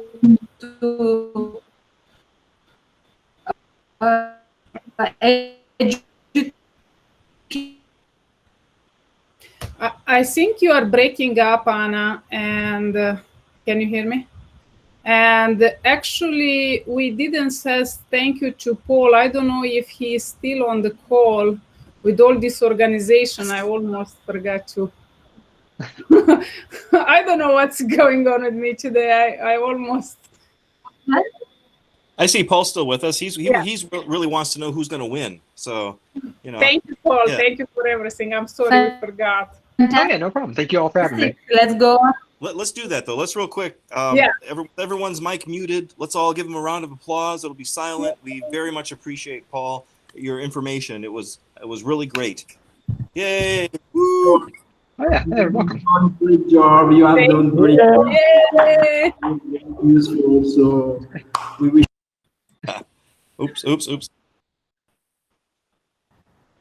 Okay, so thank you, Anna, for your announcement. Can we go to the next announcement? So this this is our announcement actually. So we have web.dev live with GDG Cloud Fredericton, and will be in Saturday, August 1st. So we invite all of you to join us. We will have 3 to 4 speakers, one of them from Google too, and we'll speak about everything about web and the new announcement in the last event. So it will be from 1 Atlantic time. So everyone switch this to his time zone. ADT is our time zone. So we invite everyone, welcome everyone. Thank you so much. Thank you. Next. I think Dana, are you available, Dana, to present? I am. Can everyone hear me okay? We can hear you. You sound great. And I'm just going to remind everyone, before she starts, please fill out that questionnaire. That's how you're going to get entered into the raffle. We're going to hear about the next sponsor. So take it away. All right. Good evening, everyone. Thank you so much to Linda and the entire GDG Capital Region team for giving me a minute to speak here. My name is Dana McMullen, and I'm a part of the Operations and Event Coordination team at Hack Upstate, where our mission is to advance Central and Upstate New York's technology community through education and events. I'm a proud graduate of Hack Upstate's first cohort of their Careers in Code Bootcamp that was aimed at helping women and minorities in poverty attain the skills that they need to acquire full-time software positions after 24 weeks of instruction. It was a great program, and I'm now happy to say that I'm working full-time as a tech support rep for a major medical company. I'm also part of the leadership team for Women in Code Syracuse, and we provide workshops, mentorship, and instruction to other aspiring coders and programmers. Last but not least, I'm principal co-organizer for the Syracuse, New York chapter of Major League Hacking. So I've been pretty busy since graduation. And as a part of the Hack Upstate team, which I'm here to talk about, we also host weekend-long invention marathons, also known as hackathons, where hackers come to Syracuse, New York to build, break, and collaborate on projects and then compete for prizes. It's completely free, and we often have talks, speakers, facility tours of nearby companies, and much, much more. This year, due to venue restrictions and keeping safety as our top priority, we are moving forward by combining Hack Upstate and Hack Rochester into a single remote-first virtual event, and we're very excited. We're proud to be hosting this event on October 3rd and 4th of 2020, so mark your calendars. Opening and closing ceremonies, talks, and other interactions will be held via Zoom and Slack, and of course, it will still be free to anyone and everyone. We're also planning on shipping conference hackathon shirts to all of our wonderful participants. Thank you for allowing me this time, Linda and GDG, and thank you. I'm done. Thank you. Terrific. Yeah, thank you. You're welcome. Can someone post even in Slack the link for the feedback? I see that we have only 64 answers, and we have more than 62 people on the call. So I posted it again. Look for that. I'll type in the Slack there. Here I go. This is the form, right? And there you go. So check that out. In Slack. In Slack also. Or not, I'm not sorry. Oh, you want it in Slack as well. I've been putting it in the other chat but here I go. Linda, I'm gonna go ahead and jump over to our Slack channel and throw that in there real quick. All right. Yeah. Were there other sponsors that we will be talking about, or are we just about ready to start the wheel of names? I mean, we don't want to yet because we want to get all those. Here it's Jason. Should we now again thank our speaker, our organizers, and everybody. Thank again Paul and all the GDG organizers, all the attendees. Today there are quite a lot. And of course our sponsors. And I think the first sponsor, here you can see all our sponsors. First of all, Google. We have the Flutter and Firebase team, the Women Tech Makers and GDG teams. Also Janelle Group contributing to this event. We have Atria offering to all the attendees, and we will share shortly the link for the 3 months in Coursera free. Practicum will offer 2 scholarships of 50%. In New York Tech Loop, we have Educative and Develop Her. So let's go ahead and present all our sponsors and what they offer, and let's go to do the raffle quickly. Thank you. So Erica, I think it's your turn. Okay, and if you have filled out the form, you will be into the draw. But for the raffle, we have like Educative AO with 2 subscriptions for 3 months.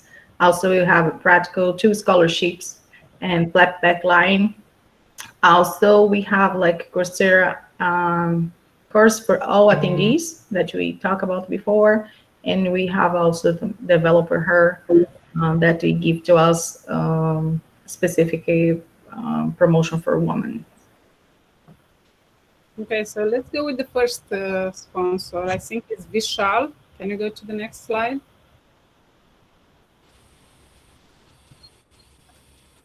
Yeah. Vishal? Educative is an online learning platform where you can learn in-demand tech skills without scrubbing through any videos. Basically, it's a text-based course with embedded coding environments, so you need not worry about setting up. All you need to do is start your subscription or any course that you want to pick, and then start learning by doing, because it's directly available in the browser. And we are giving away 2 3-month subscriptions today to the entire platform of Educative, and also 10% discount codes to the Firebase courses. We already posted those links on Slack as well, and we'll be sending again in the email. Yeah, we will have a follow-up email with all these offers for you to don't miss them. So can we go to the next slide? Tina, I think it's your time to present. Is Tina here? I'm here. Sorry. Oh, okay. Yeah, no worries. Tell Atria Institute of Technology is excited to announce a new partnership with Coursera, the leading online learning platform in the world. Let's flatten the curve, the pandemic curve, and not the learning experience. Atria will offer to all attendees a special offer. As a first step, please fill out this form, and you'll receive the invitation link from Atria Coursera in a day. You can complete the course by the end of September 2020, but you have to register it and enroll for it by the end of by July 30th. Take any course you wish and any number of courses you want, and we'll post that link for you. Thank you so much, Atria. Yeah, thank you, Atria. One of the advantages of being a GDG organizer like me and Linda, Jason, Fausto, right, is that we get to interrupt whenever we want with these videos, like I'm doing right now. I'm just interrupting, right? What isn't fun is we can't win these things, right? So I'm seeing all these descriptions of wonderful courses that I kind of wish I could win, but I cannot. So that's I guess I'll leave it to all of you to win these things that I cannot. So next we have 2 scholarships, a 50% discount from Practicum by Yandex bootcamps to choose from web developer, data scientist, and data analyst. Next slide. The codes are valid until July 30th. Practicum is a fully supportive remote bootcamp to land your ideal tech job. Students receive 24/7 support from tutors, code reviews, and peers. Learn soft skills that will get them hired and create up to 15 real-life projects. And now I give it to Leo to present the next offer. Sure thing. Thank you. So once again, get together with hashtag Black. One slide back. Yeah, can you go back to Practicum? Okay, sorry. All right, ready. Let's do this. Okay, so once again, together with hashtag Black Tech Pipeline, Practicum by Yandex is giving away 6 scholarships ranging again from $600 to $1,000 each to underrepresented folks in tech to choose from web developers, data scientists, data analysts. Okay, and I'm gonna go ahead and post that link below right here. Okay, you're gonna have to fill out the following application form. I do have another one that I'd like to talk about, which is from Practicum, which is offering a special discount of 20% on any course. To use it, you still need to fill out this following form, and I'll go ahead and post the link right on the chat as well. Okay, and this is from Practicum. All right. Next slide, the next sponsor. I think here was Heba, and she could not. I will present it. So Develop Her and Lauren Hansen are piloting a new program, groundbreaking program, to get underpaid women in tech access to its award-winning salary negotiation program for no upfront investment as part of its new innovative income share program. Welcome, women in tech have gone on the negotiate salary increases of 30,000, 65,000, and even 80,000 in a single negotiation with this program. And now you can too, but you have to take action and apply today. So if anyone can share on both all the chats these links, I would really appreciate it. So we can go to the next slide. Raffle time! Who is happy? Only 72 people fill out the form. What's going on? Not everybody wants to win to the raffle, I'm guessing. I found 72 here, but you need me to spin the wheel? We're so close. We're getting there. I think there's. I will do that. I have a question. As I'm looking at some of our notes, do we? Forgive me here. I'm just looking at the notes, and I see that we do the intro and the announcements. There's a GDG overview. We did that already, yeah? So can someone share the link for the feedback form? We are still waiting another few minutes. Oh, are there some people that need to get in there? Sure. I think, let's see if I still have it. Can anybody see my screen? Yep, I see the wheel, and there's a lot of names in there. No, these are not names. I'm cleaning it Okay, up. just I stopped sharing. Yeah. I will stop sharing and you start. Oh, okay. And look for that link. It's in the link is in the meetup chat there. The link for the form.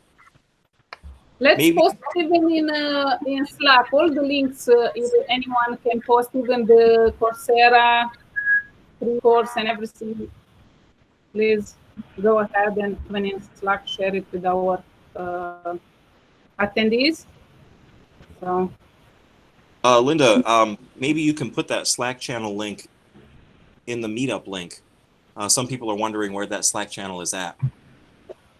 Now, if someone can share it, because I have. I posted in the Meet chat. I posted the Slack link. Thanks, on Ben. the Meet I chat. see that. Yep, that's great. Okay. So we kind of have two places where people are sharing information. I've also posted it in YouTube. Sorry to interrupt. Oh, that's great. Everywhere. Okay. People jump in. It's all good. Yes. Okay, so I will. I guess we waited enough. I will wait. Let's give it another 2 minutes for the people who was asking for the. That's right. And while we're waiting, can we go back to that slide that shows all the different GDG groups? Right. There's a. Yeah. Give me just 1 second. I will do that. Sure. Yep. And we're just killing some time here, right? We're just going to look at this slide while people have an opportunity to fill out that form and get entered into the raffle. But when I looked at this, as we were putting the slides together, I'm just shocked at how many of us are getting together. I mean, look at that. That's great, isn't it? And look here. Yep. So maybe later we'll talk about DevFest, but not yet. Let's not talk about DevFest yet. Right? Look at these numbers. Wow, that's great. Okay, a few answers just came in, so I'm guessing. All right. Is it time? Do we have enough names?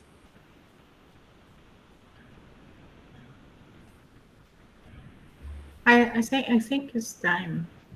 Okay, so Right? let's go to the raffle. 1 second. We're good on time, right? We're not late, so we just don't want to be bored, right? Who's bored? Let me know in the chat if you're bored. We're all good. I don't think so. So many people till the end. 1 second. I'm copying the names. I don't want to share all the things. So I'm copying all the names and going here. Okay. So I copied the names. And who can say what are we raffling for? Do we have the prizes here? I think here are the prizes. So, All right, this is exciting. We're looking up what the first prize is. You can see all those names in there. So here we go. Let's see. What is the first prize? Is it the educate? Wait, no. Wait. Educativa.io, 2 subscriptions for 3 months. All right. Subscription 1 is on the board. Is that right? Yeah. So if anyone can take care of the names to write it on our document, shared document, I would really appreciate it. And Yes, I'll take care of that. Okay, Oh, 2 thank you. people, please. Always 2 people. So real quick, what we're going to do here is Linda's going to spin the wheel, right? And a name is going to come up. And we're going to take that name down. But it's up to you. You guys have to connect with us after this. You have to get to the meetup and you have to say, hey, I'm that person that won. This is my name. And we're going to see your name there. And that's how we're going to then email you some information and then get you the stuff that you need. Actually, if they gave us the right email, we can contact directly them because we have in the form we collected. Oh, email. good. Oh, see, that's the bonus. Yeah. We have a new feature in our form. So the email. Okay. All right. So we're going to take those names down. And if you fill the form out, then we're going to actually email you. So thanks, Linda, for clearing that up. Okay. So I will go to raffle for the first prize. Are you sure? Shouldn't we wait like another 2 minutes? No, we don't. We're good. Let's get going. Let's go. Oh, number 1 winner.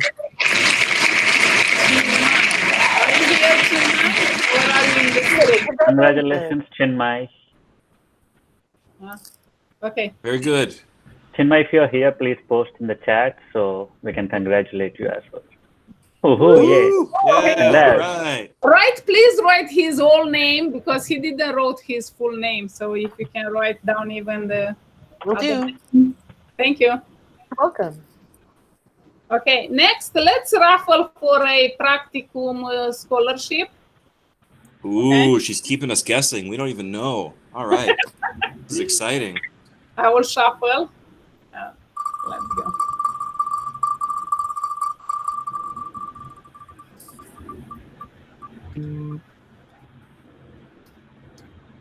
Oh, there we are. Good, Johnny.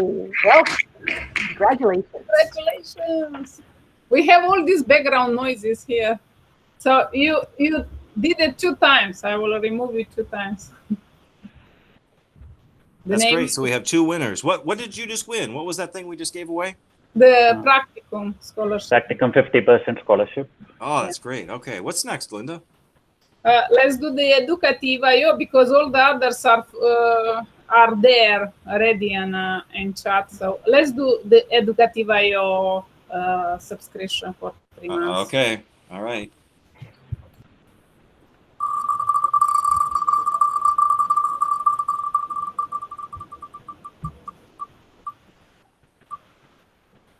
Vina. Hey. Congratulations, Veena. Congratulations, Gina. That is awesome. Way to go. That's great. Thank you for joining us today. Do we have the name? You betcha. Yep. Okay. Oh, she's here in chat. Hey, yes. Okay, so next, let's do the second practice. Maybe we should just quit now. Should we just quit now? Let everyone go home. Maybe we're done. No? What? Okay, let's do again, I guess. Okay, so I will shuffle this.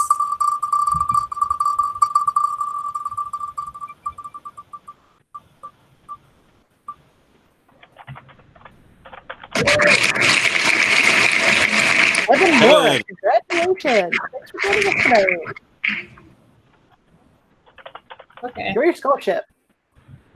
So I guess we got everything because all the others are already in chats, all the other offers, right? Oh, wait. So what you're saying is the other stuff, everyone wins. Yeah.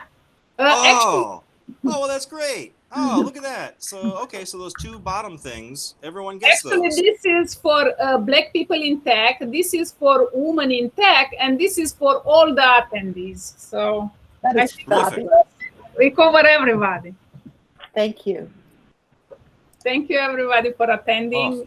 Anyone else? Any? Linda, we need to post the Coursera form. Oh, yeah.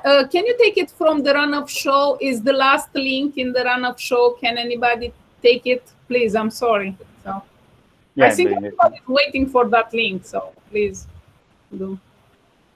So this is amazing. I have to say that our timing today, for those, some of us have been really stressing over the organization of this, and I'm just looking at our schedule, and we are like right on time, right?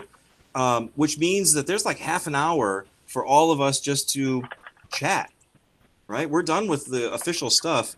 It's time for us to stop the recording. I'm going to stop the recording, and I'm going to stop the stream, but let's hang out if you want to. I'm going to leave this space open for 30 minutes, right? Right. So actually, let me go ahead and do the things I just said I was going to do. So number one is I'm coming in right now and I'm stopping the recording. Thanks so much, Chad. No problem. And then I'm also going to